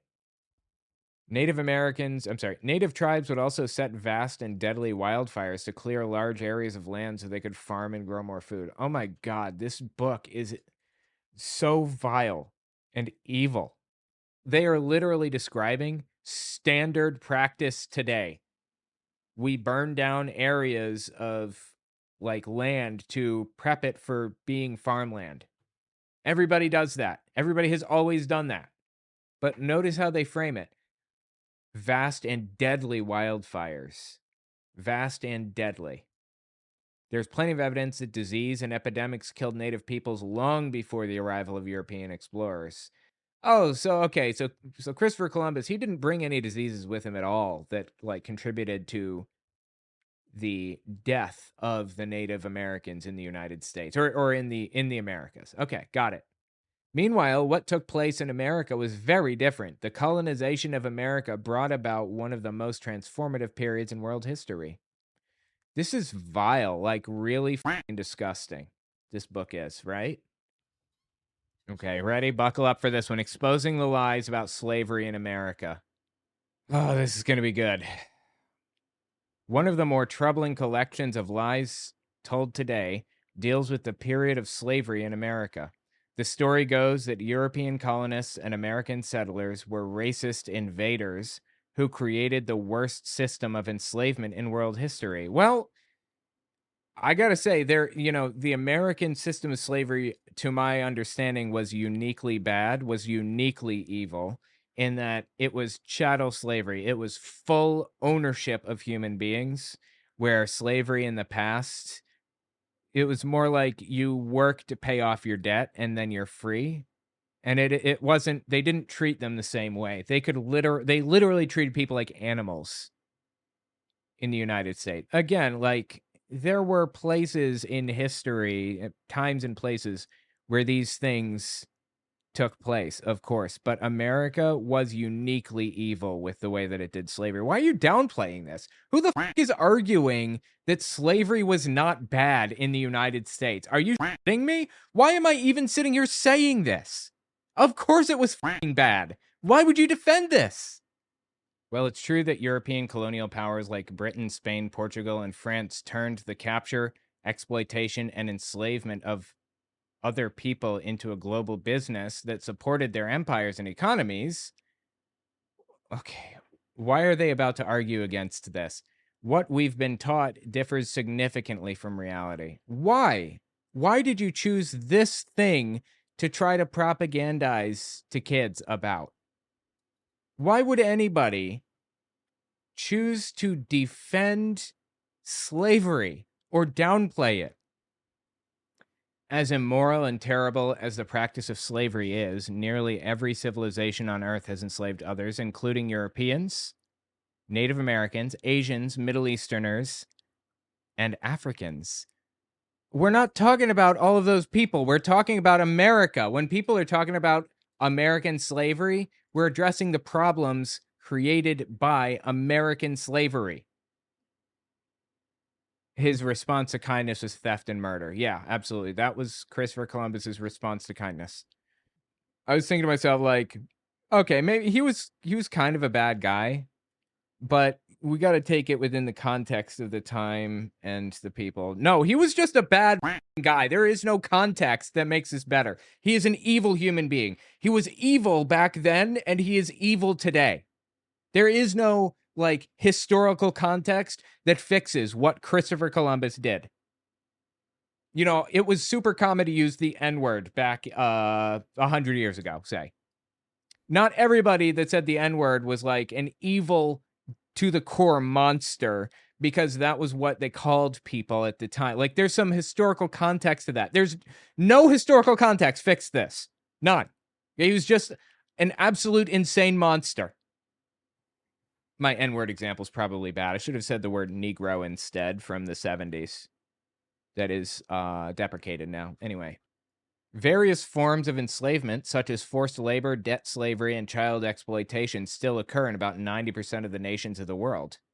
Yeah, and that's bad, and we should fight against that, right? Why are you defending this? I don't understand. The reality is that America has been the world leader in fighting enslavement. No. But okay. Everyone had slaves, so it makes it excusable, right? Like, I don't understand what, like, really think about what the point of this is. Okay, so they make a book for children. They're trying to communicate a message to children. What is the message that they want to communicate? The message is that slavery wasn't that bad. They're trying to show kids that it was, you know, I guess like a black spot or whatever, but it really wasn't terrible. Like a bunch of other people did it too anyway. What's the point? Why are you doing this? Remember the Pilgrims, Puritans, Quakers, and others who followed to settle in America? Yes, I do, in fact. Inspired by the Bible story of Moses and the exodus of the Jewish people out of enslavement in Egypt, these groups saw the enslavement of others as against God's laws. No, that's just not true. That's a lie. These people saw the enslavement of others as part of God's law because it's in God's law. He explains in the Bible how to enslave people and who you can pick from the nations around you. And now, as it happens, Christians will always find a pretext for their already existing beliefs. So yeah, there were some around that were saying that it was against God's law. But the people that were enslaving others were using the Bible as their justification for enslaving. The point is that both sides use the Bible how they see fit to back up their already existing beliefs. That's the bottom line here. America's founding fathers felt the same way, which is why our Declaration of Independence and Constitution were designed to give freedom and rights to all. But they weren't. That's the thing. They weren't. They didn't give freedom to all. Do you not remember like the 3/5 compromise where they decided black people counted as 3/5 of people for voting purposes, right? Let me just verify this. 1787 Constitutional Convention. It addressed how enslaved people would be counted when determining a state's population for two key purposes: representation in Congress and taxation. Delegates agreed that each enslaved person would count as 3/5 of a person for purposes of both representation and taxation. Jesus Christ, man.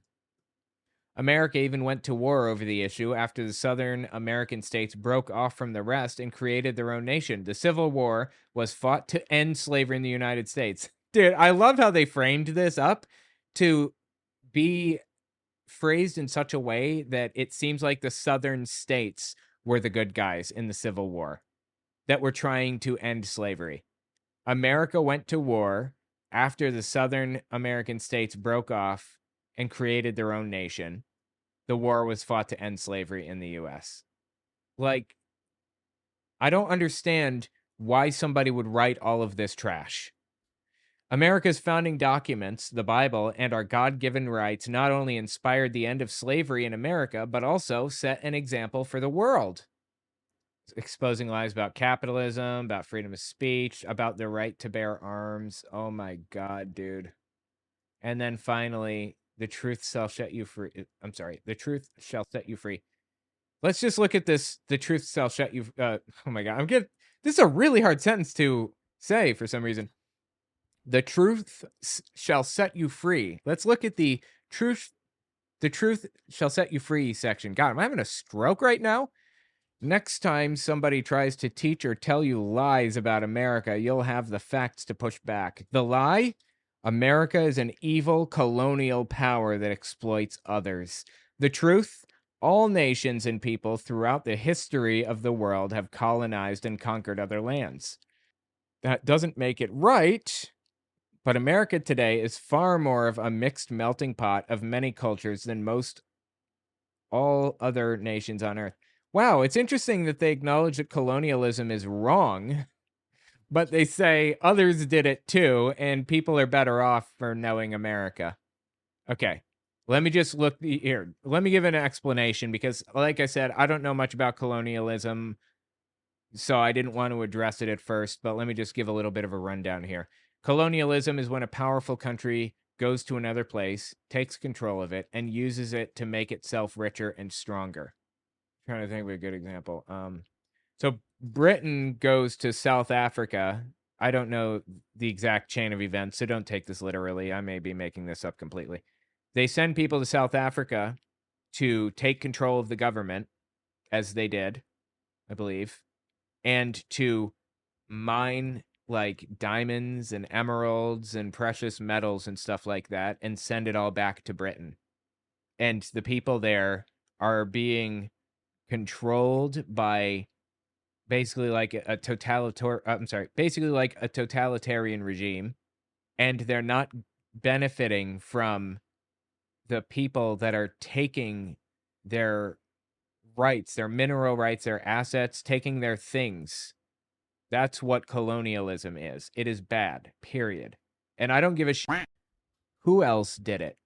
It's completely irrelevant to me. It's bad. Oh my God. Okay, check this out. Exposing the lies about freedom of speech. The truth, the First Amendment of the United States Constitution states that the government is forbidden from interfering in the freedom of speech or the press. Well, not exactly, but okay, whatever. I know it's about to, I'm nitpicking this because it's important to. How can we challenge unfair rules and leaders without the God-given right to call them out? This is because free speech is not just some benefit you get in America. It's the very basis of our nation, and here's why. The framers of the U.S. Constitution knew the danger of letting the government determine what the people could or could not do or say. Enslaved people cannot say what they think and feel. free people have this God-given right. Here are some telling examples of why the First Amendment is so important and why attempts to censor it are very dangerous. Oh, buckle up. During the COVID-19 pandemic, many in the government and media made frightening demands of the people, including closing churches and forcing masks and vaccines. Many of these claims were misleading and some were utterly false. No, it's just not true.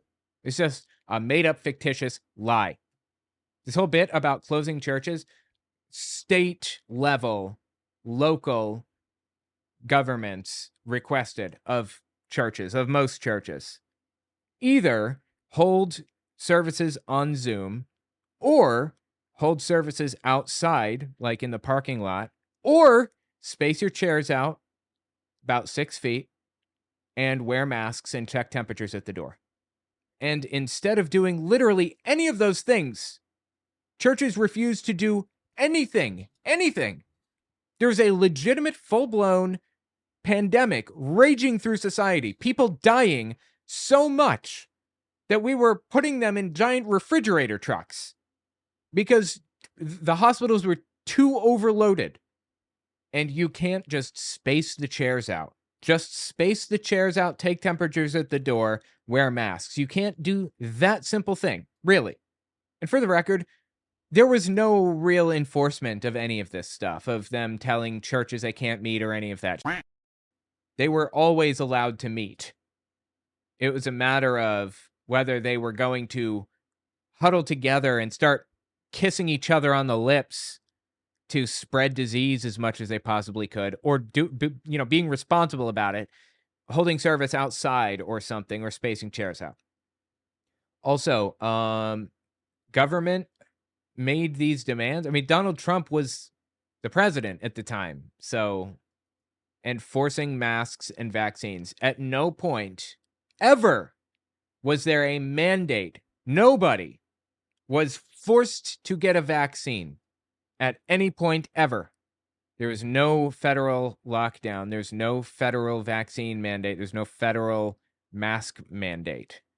Most companies chose not to let people in if they weren't vaccinated or wearing a mask. That was a company level choice. It's not the government interfering in anything. There were some states that had state level lockdowns, but the government pumped money into the system to make sure that the economy didn't completely go belly up.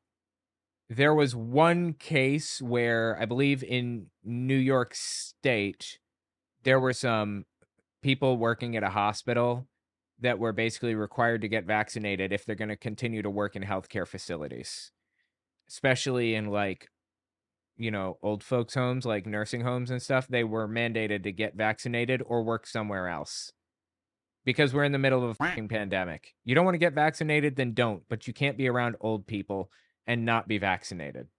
That was the only vaccine mandate. And I think it was actually 5,000 people or something that were subjected to this mandate. I don't even remember. It was very, very low. So anyway, the point is that this is just a flat out lie. Again, it's a lie. Many of these claims were misleading and some were utterly false. No, they weren't. Which claims were misleading and or false? That whole lab leak theory is not true. Okay, let me rephrase. We have no evidence to believe that COVID leaked from a lab. We just don't. Did it? Maybe, I suppose. If that evidence is forthcoming, great, I'll accept it just like that. It's just not there. Instead, those who spoke out and were censored were making very valid points. No, they weren't. And many were absolutely right. You know who was censored? I'll show you who was censored. It was people like this. Yeah, this clip right here, this guy. This is Christopher Key. He was, quote unquote, censored during COVID. Into the court. We're going to educate you guys how to arrest the governor of Louisiana if he does not stand down on these illegal, unlawful mandates. Chlorine dioxide is that bleach that President Trump was talking about. Yeah, when Trump said we need to inject bleach to cure COVID, you remember that?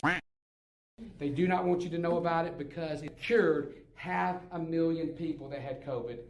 Just delusion, bro. With chlorine dioxide. We have the antidote. okay? And the antidote is even for those that have been vaccinated. And the research he's already sent me just blew me away, and they're going to tear me apart, but hey, they tear me apart all the time. This guy is a vile scumbag, honestly. I was looking for a specific part here, though.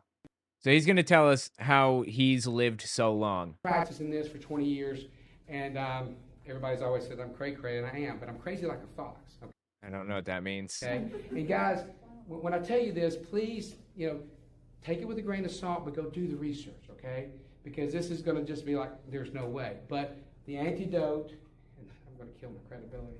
But what credibility do I have anyway? So, hey, the antidote that we've seen now, and we have tons and tons of research, is urine therapy. Urine therapy, he says. Okay? And what he has right now is all antidotal. I'm going to give you some... Dude is drinking his own piss. He says later in this clip, he's been drinking his own piss for 20 years. Stuff you got to know. The chlorine dioxide was rough enough, but now drink urine. I read something about the urine thing. So... No, it's not sterile. You hear that, woman? It is not sterile. It's a misconception. Every night my prayer since all this happened has been to find an antidote for this vaccine. Because, guys... Find an antidote for the vaccine. Not for COVID, but for the vaccine. These are the people that were, quote-unquote, censored. Okay? And they were causing real damage to society. Like, they were hurting society. They were killing people with stupid shit like this. Drink bleach, really? That is his whole pitch here. Drink bleach and piss. Doesn't piss turn into ammonia eventually? Seems like he's trying to, like, turn himself into a chloramine gas bomb right now. God, these people. So those who spoke out and were censored were making very valid points, and many were absolutely right. No, they weren't. They weren't. The point is that free speech, no matter how controversial some opinions may be or seem, is the basis of our democracy. That I can agree with. We don't have free speech laws to protect us talking about how much we love apple pie. We have free speech laws to protect everybody from being prosecuted for criticizing anybody for anything. We should be allowed to criticize the government particularly. And these people are allowed to criticize the government. The people we're reading this document here, this is them criticizing the government and stuff. And that's fine. You should be allowed to do this without going to jail. I'm all in. But don't just like make up. Oh my God, dude. All right, let's look at exposing the lies about civil rights in America. There's so much golden material here, and so little time to hit it all. I wish I had more time. When it comes to the bumpy journey of civil rights in America, some like to point their fingers at America being an example of an intolerant and oppressive nation. We already know how most of the Northern American colonies and states followed the teachings of the Bible that every person was equal as one of God's children. Again, the Southern states justified slavery pretty straightforwardly with the Bible. We also know that these groups fought against slavery from the moment they set foot on the continent and led the charge to end the enslavement of others long before many other nations. No? Slavery had already been brought to an end in like a lot of other developed countries, like long before the United States. But again, so who cares? I don't give a shit if other I don't care what they're doing. I care that the United States had not ended slavery. This fact is only a tiny part of the whole story. The truth. As regrettable and immoral as the practice of slavery is, the reality is at the height of the terrible institution, only 5% of Americans enslaved others. Again, that's a lie. It's at the very least completely skewed. Meanwhile, from the very birth of America, the vast majority of Americans, driven by our core founding documents, began a steady march toward freedom for all people. You know, the founding fathers could have written slavery out of the Constitution. They could have made it like illegal from the start. They chose not to. Jefferson chose not to put that in there. because he believed that it would eventually be removed. So, it would eventually be stopped, slavery would, in the U.S. And he believed that the United States would not be able to function as a cohesive federal government unless slavery was allowed. And he was probably right, honestly. But, there are some lines that need to be drawn. Anyway, let's keep reading. Oh, yeah, this bit about only 5% of Americans, that's just nonsense. Technically, I think it was only 5% of all of America. But the entire economy was based on it. 25% of Southern households owned at least one slave. And 40 to 50% of households owned slaves in Deep South states like Mississippi and South Carolina. Formerly enslaved black leaders like Frederick Douglass and Harriet Tubman teamed up with President Abraham Lincoln and the Republican Party to help win the Civil War and end slavery in America. Notice they're saying that the Republican Party did this. Why didn't they say the left-leaning party? Because that's what the Republican Party was at the time. It was the left. Abraham Lincoln would have been a Democrat today because there was a party switch. The left ended slavery in the United States, and the right, in retaliation, started the Ku Klux Klan, the Southern far-right Democrat extremists, until the 60s and 70s, when the parties flipped. Republicans became the right-wingers, Democrats became the left-wingers, after Nixon. Anyway, I can't help but notice that they're trying to associate Republican Party with good people. They helped win the Civil War and end slavery in America. After the war, segregation in the South, or the act of separating people by race using unfair laws, was defeated. Well, at least they're not defending segregation. That actually surprises me more than anything. The violent Ku Klux Klan, they were the conservatives, the far-right extremists, who had a model of race laws that Nazis used to build the Nuremberg laws. The violent KKK, built to terrorize blacks, was crushed by law enforcement. What? The KKK was law enforcement. You know the song, "Some of those that work forces are the same that burn crosses"? Cops are KKK, or they were at the time, certainly. A lot of cops still are, honestly. It's crushed by law enforcement during the Reconstruction era with the KKK Act of 1871. Led by the Republican Party, the first blacks, Native Americans, and Hispanics, and women were elected to Congress and the Senate. Yeah, again, the left. It was the left. Led by the left. Those things happened. Not by the right. The most significant gains in prosperity for minorities in U.S. history happened under Presidents Ronald Reagan and Donald Trump. What? Where the f*** did you get that? What is it? What are they even talking about? Let me see if I can get some answers here. The most significant gains in prosperity for minorities in the U.S. happened under Reagan and Trump. Here's the truth. 1981 to 1989, under Reagan, some growth occurred, but the benefits went primarily to the wealthy, and racial inequality worsened by many measures. So there's a finite amount of money in the United States, right, that's controlled by people in the United States. If that money was, thanks to Ronald Reagan, filtered up to the filthy rich, by and large. And it has been for the past 30 years because of him, or even 40 years.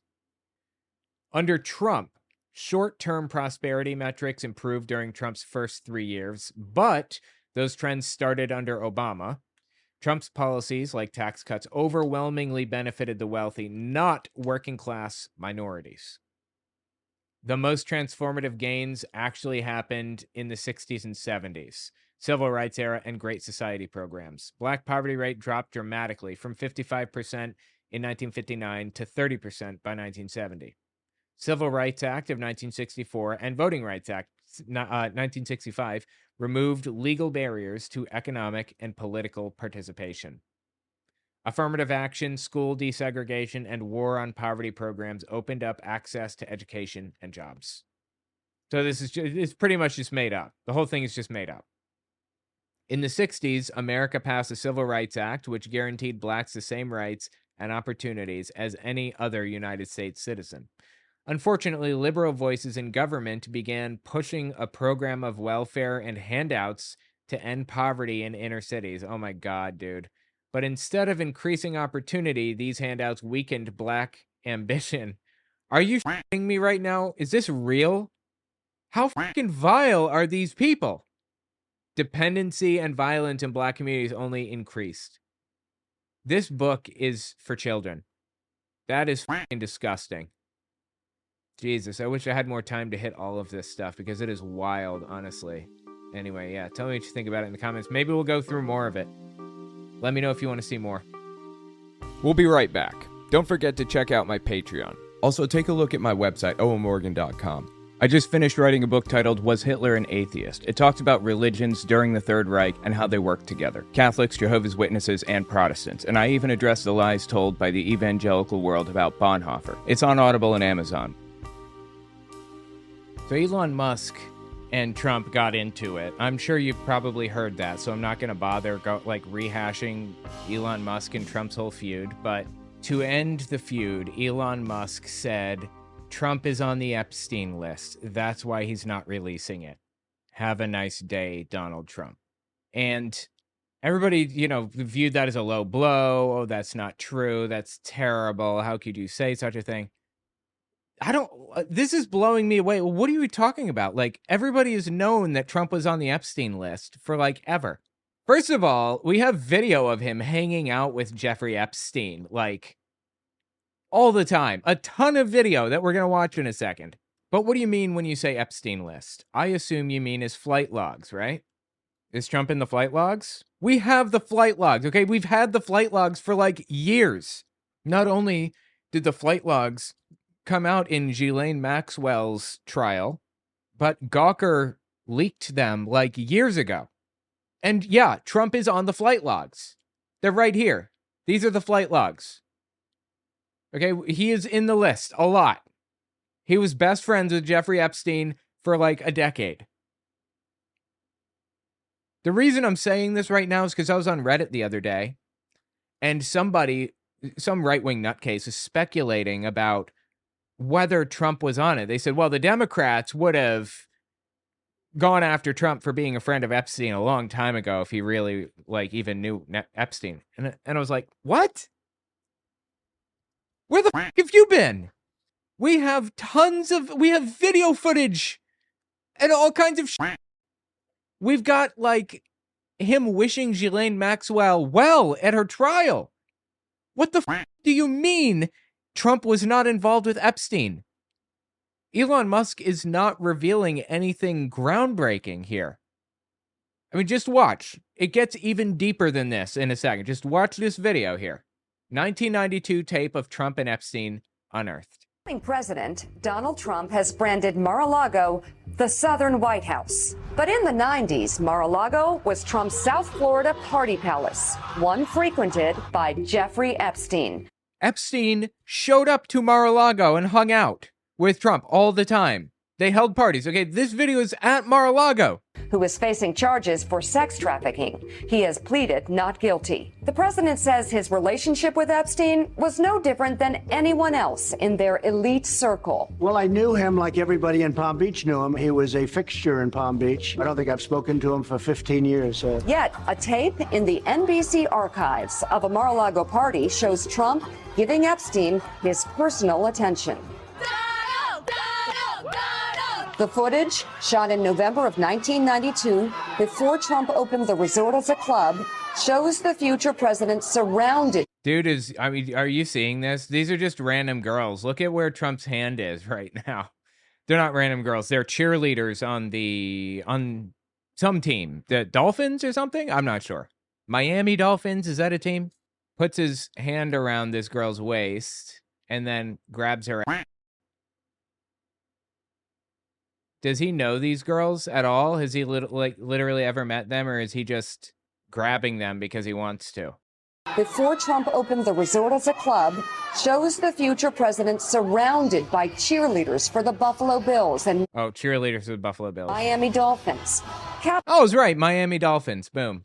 Cheerleaders for the Buffalo Bills and Miami Dolphins, capturing Trump's fun-loving bachelor lifestyle for an appearance on Faith Daniels' NBC talk show. We're going to get great ratings on your show. After a while, Trump goes to greet 3 new guests, among them the financier Jeffrey Epstein. Dude, this guy is so fucking tall.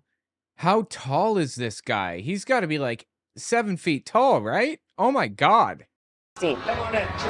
More than a decade before his guilty plea on state prostitution charges. Donald Trump knew the cameras were there. In the video, he makes a point to draw Epstein's attention to them.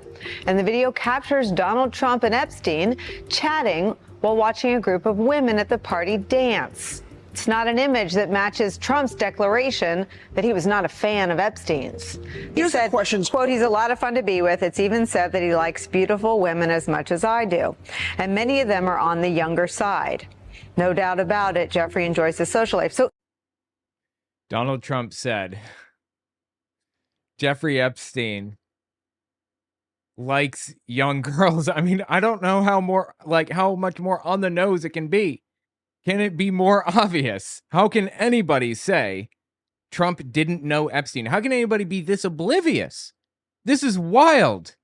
So even that, I mean, to Bob Costa's point, in 2002, Trump had knowledge that Epstein liked women who were, quote, on the younger side. Here's my question. How many times did you see him? Was it 1? Was it 100? Right. Was he at your house? Was he at your house? Oh, yeah. They were best friends for 10 years. Again, the first time Donald slept with Melania was on the Lolita Express, Epstein's plane. Have you met any other? Make him lie, because I will tell you one thing right now. As we are sitting here, Mr. Epstein is in a little box somewhere sitting, and Joyce Vance tweeted about. Yeah, this is from, this is a really old clip, actually. I don't know how old. 5 years, maybe? Where sitting, and Joyce Vance tweeted about this, with the SDNY, and they're saying to him, we want a complete cooperation agreement, which means anybody you know that did anything illegal. There are a lot of powerful men, I think, having sleepless nights right now as a result of Mr. Epstein, and I think Trump is one of them. But the press should force him at everything. Let him get angry. You know, the thing is, right now, Kash Patel and Joe Rogan and everybody, they're all talking about Epstein. Oh, he definitely killed himself. He definitely whatever. I personally think he probably did just kill himself. I mean, it's a totally reasonable conclusion. Occam's razor. The simplest solution's usually the most accurate, simplest reason or the simplest whatever. I think Epstein did just check out. That being said, Epstein had a lot of cameras all over his island, his house, and his everything all over the place. Where are those tapes? That's what I want to know. We have the flight logs. We know Prince Andrew was involved. We know Donald Trump was there. We know all kinds of people that were there. I want to know where the tapes are of those people.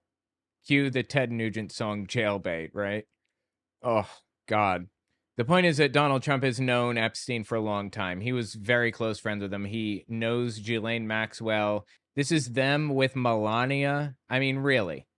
Who does not know that they're close? It was no surprise when Elon Musk came out with that. And now we have people like Liz Crokin claiming Elon Musk is just being vindictive and lying. Look at this. This is a post on the twit from Liz Crokin. If you don't know her, I'll talk about who she is in a second. She's a QAnoner. That's what you need to know for the moment. Elon Musk baits media and claims President Trump is in Epstein files. Prepare for an epic media faceplant on this. He was in the Epstein files, obviously. Elon Musk just tweeted that President Trump is in the Jeffrey Epstein files, and the Democrats and the media will no doubt have a field day with this. However, just sit back and relax, because I have no doubt this will boomerang gloriously in Trump's favor and make the deep state look like fools yet again. Elon Musk is in the files too, to my understanding. Let me just verify that. Yes, Trump appears in the Epstein flight logs. I'm just verifying the facts here. Okay, it doesn't appear that Elon Musk was in Epstein's flight logs. Trump was in the flight logs over 7 times. Okay, well, I don't know that there are any connections. Okay, there are social links. Elon Musk knew Ghislaine Maxwell, whose dad, I believe, was a CIA agent or something, like really, really influential. Anyway, Elon Musk knew Ghislaine Maxwell, but did not appear in the flight logs, apparently. Fact check what I'm saying here, but I believe that's the case. Anyway, let's continue with Liz Crokin. This will boomerang gloriously in Trump's favor and make the deep state look like fools yet again. Here's why. President Trump, of course, would be in the Epstein files because he was in Epstein's black book, and more importantly, he was the only associate of Epstein in that black book who helped Bradley Edwards, who represented dozens of Epstein's victims, with his case against the prolific pedophile. Okay, you're making my case for me here, Liz. As far as Trump being the reason they can't be made public, that makes perfect sense, considering that it was Trump's Attorney General, Jeff Sessions, who started the investigation into Epstein under Trump's direction, which led to the arrest of Epstein and several of his associates. Okay. So she's saying Epstein was arrested when Trump was president. Alrighty. And I bet those files also contain classified information that can't be made public quite yet that would reveal that Trump was perhaps working undercover. Are you serious? He was working undercover with white hats to take Epstein and his ring down, going back multiple decades. This cannot be real. How are people like this? Oh my God, she is absolutely real. She absolutely believes this shit. And when she says white hats, that's like her little QAnon term. Also, Kash Patel, who is now the FBI director, has said repeatedly that there were massive cover-ups with the Epstein investigation, which may include fake or tampered evidence. So it would not surprise me if the deep state created fake evidence falsely implicating Trump. Oh my God, dude. If this is the case, their scheme will fail and backfire. So grab your popcorn and watch the media and Democrats falsely report Trump as a pedophile and a sex trafficker. This boomerang will be epic. 5D chess at its finest, baby. Checkmate. So she says Donald Trump was working undercover against Jeffrey Epstein. That's why he was grabbing some girl's ass that he had just met and talking about how hot these women are to Jeffrey Epstein. It was an undercover job, you see. Okay. And so it was an undercover job, and the deep state's going to create false evidence. I'm surprised she even admitted the flight logs were real at this point. Oh my God, dude. These people seriously need help. If you don't know Liz Crokin, she's been invited to speak at Mar-a-Lago. She spoke at a Mar-a-Lago party about her stupid QAnon forever ago. I have video of it. Oh my God, I forgot about how absolutely disgusting this person is. Liz Crokin, that is.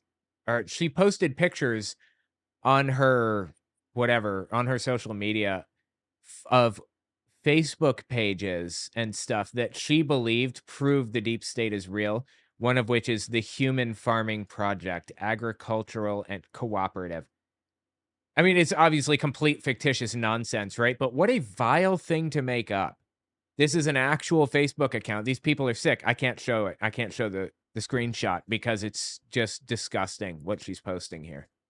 Let's look back in her history a little bit and see what she said about Elon Musk. Trump has literally spoken about how he wants to sleep with his own daughter on camera and in office, and he has done this since she was 12. I know. It's like really fucking disgusting, right? Oh my God. He's a vile human being. And you know what? Any criminal cases against Trump, A, would never move forward for people that he took advantage of. Girls, I mean.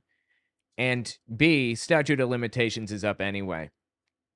That being said, there is a girl who filed a lawsuit against Trump for taking advantage of her when she was 13 and described what he did in vivid detail. And there was another 13-year-old girl there also participating.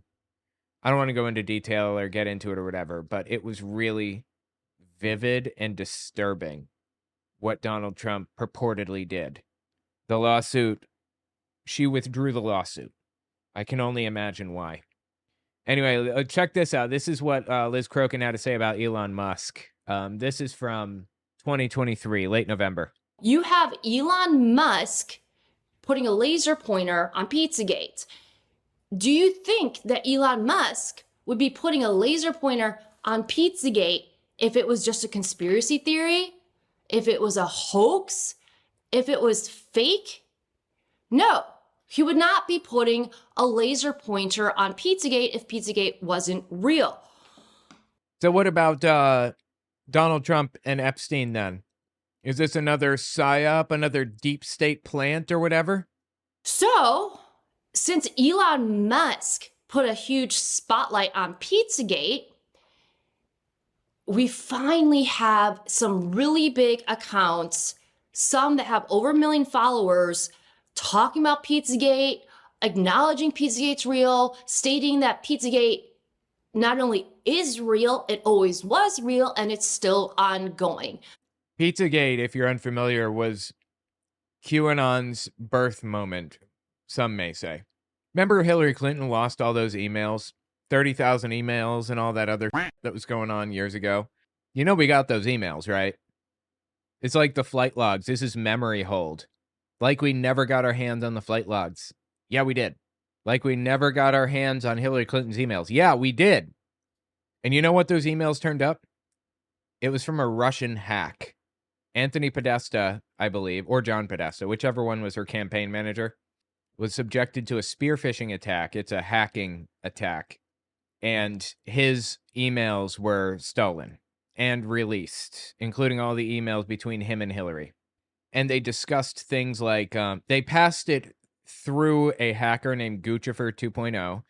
They passed it to Roger Stone, who then, I think, passed it to WikiLeaks, who then released it.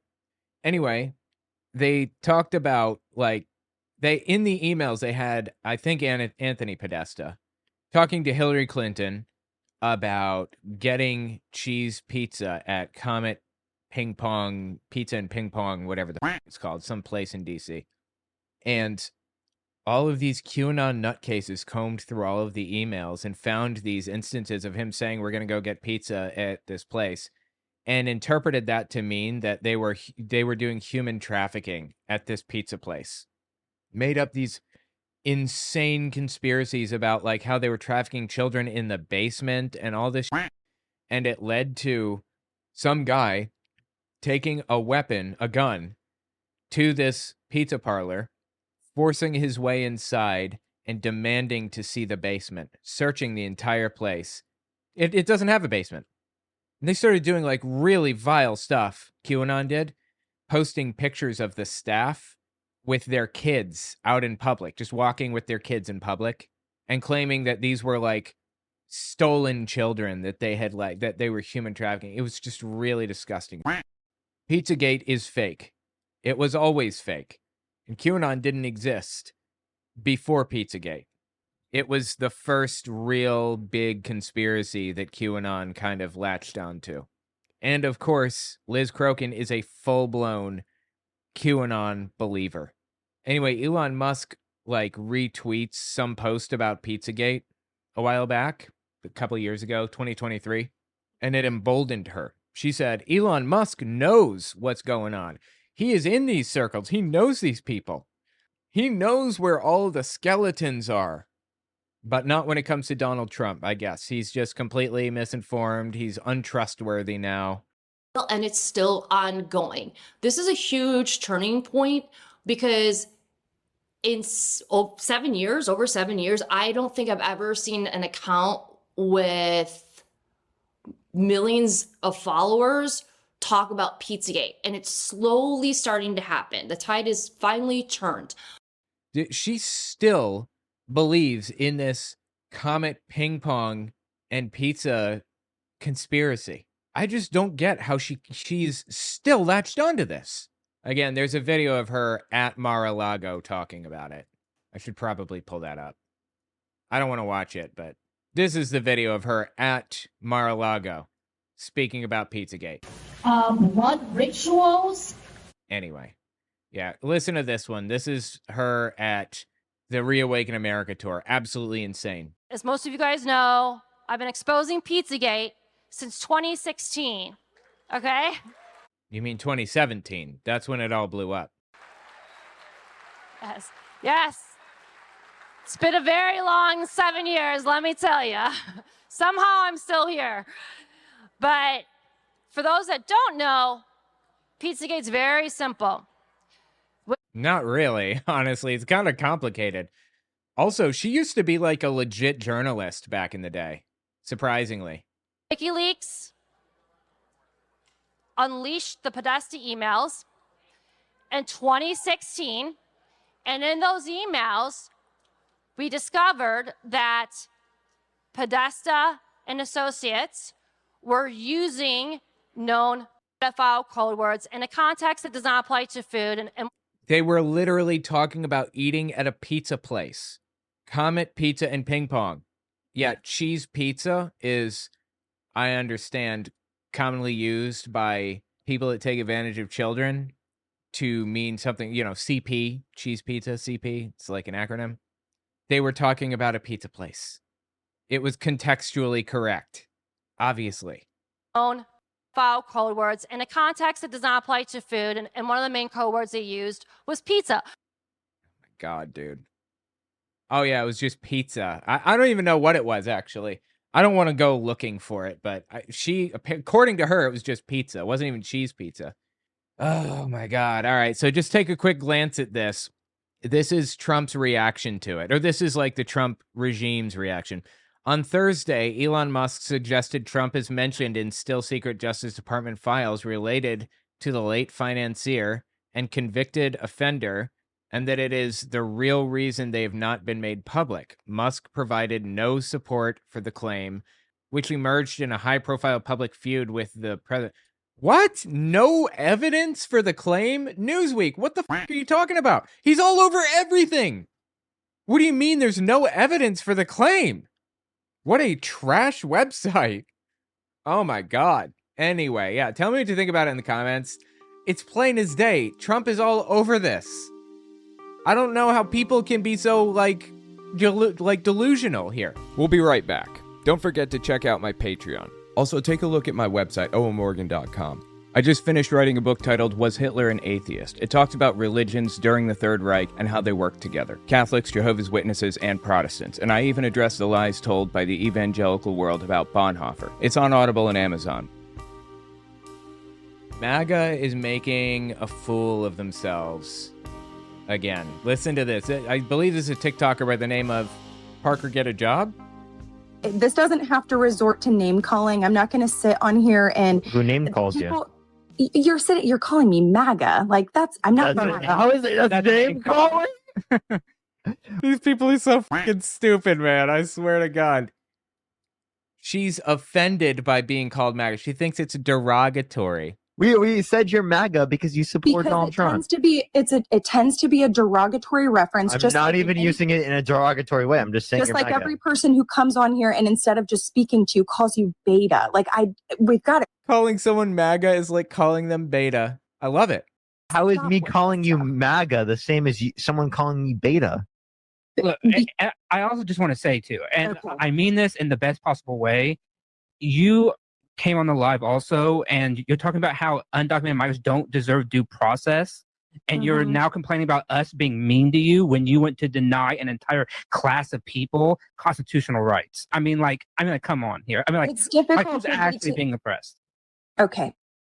Oppressed. I'm not saying any. She's pretending to be oppressed by being called MAGA. Someone is using a slur against her. MAGA, the slur. Come on. He's being oppressed. I'm just saying that, listen, millions of people poured into this country illegally, and there has to be a process to get them out. Yes, it's called due process.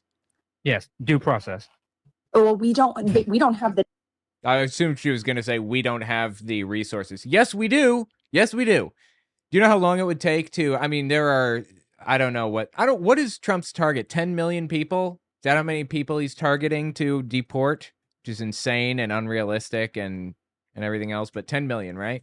10 million. Say one trial every 30 minutes, right? For 8 hours a day. So we could do. We'll be generous. We'll say 10 trials per day, right?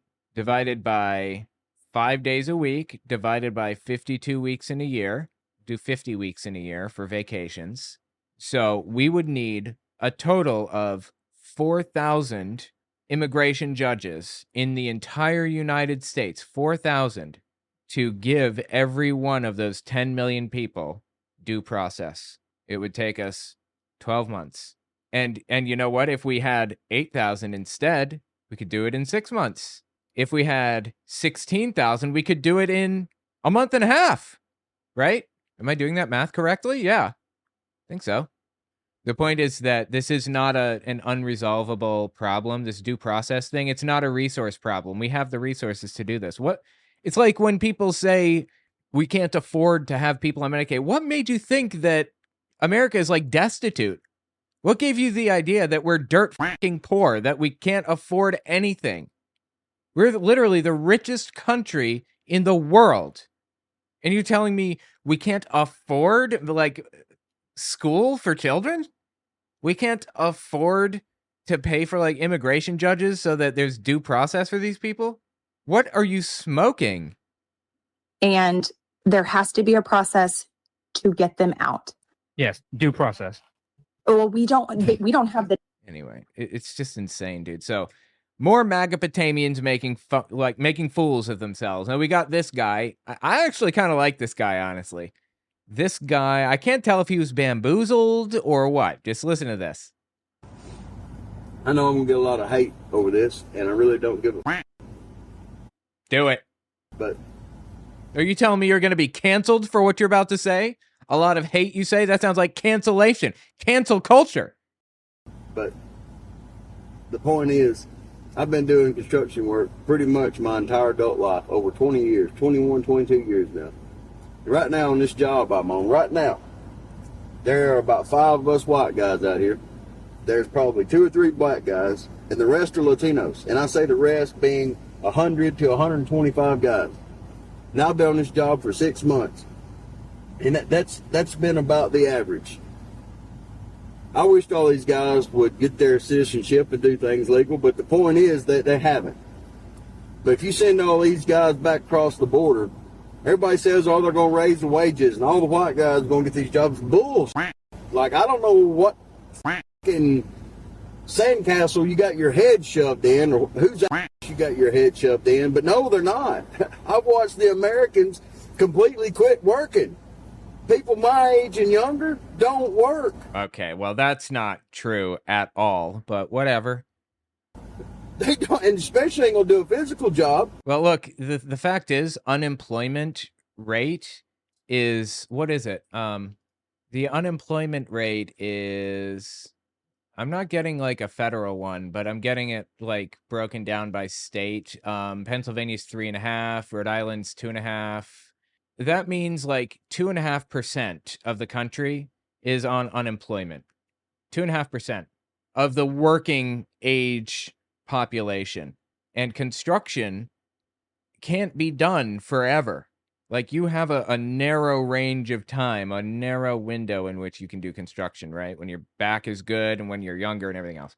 How many people is that? Exactly. What is it? 1 million? Total, maybe? 500,000? 100,000? I don't know.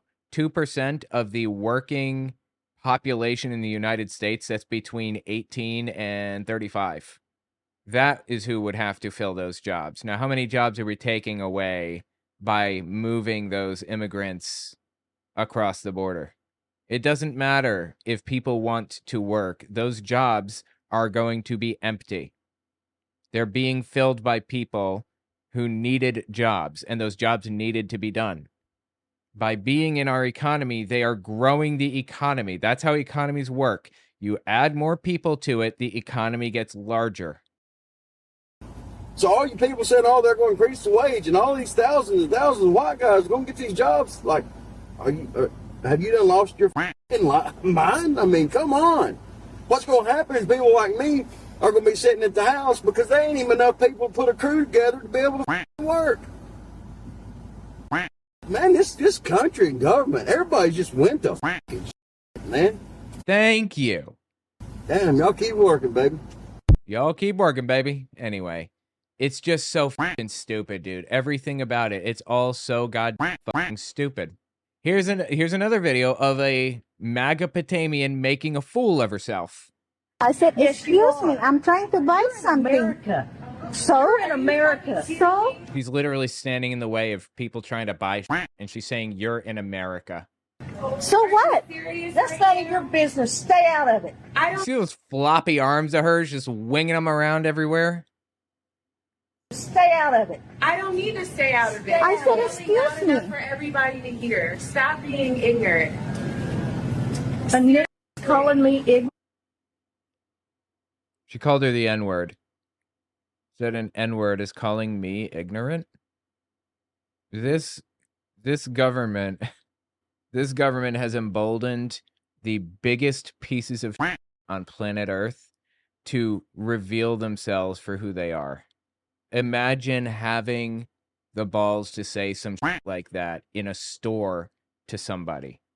I mean, it's bad enough to know that somebody is saying this shit behind someone else's back in private, but to say it out loud in a store like that, Jesus, dude. Calling me ignorant? Oh, yes. My goodness. Mexico and all that stuff. Oh my goodness. You are very rude. No, you're the one that's rude. I said, excuse me, because I'm trying to grab my medicine. You told me, you know what you told me, and I... Yes, I said, if you don't like it, I'm sorry. Just go on, man. Just go on. Whatever. Get out of here. No, I'm not going to get out of here. No. No, I'm not. Because this is my country. Yes, this is my country. Oh, yes, it is. It's not your country. Oh, yes, it is. I don't care. We don't want. I don't care what you want or not. We do want you here. That's not true. How rude. I can't tell what's happening, but I believe a store worker walked up and he said, "We do want you here." That's not true? We do want you here. That's not true. Yeah, we do want you here, I think. How rude. How rude. No, ma'am. This is inappropriate. Thank you. No, ma'am. It's inappropriate. I said, excuse Speak me. for the store. I'm not here for the store. He says, I speak for the store, and she said, I'm not here for the store. You're in the store. Oh my God, dude. How did we get here where acting like this is acceptable?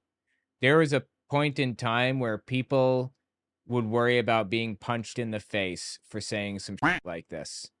This is embarrassing and sad and a reflection on how far we have fallen as a result of Donald Trump.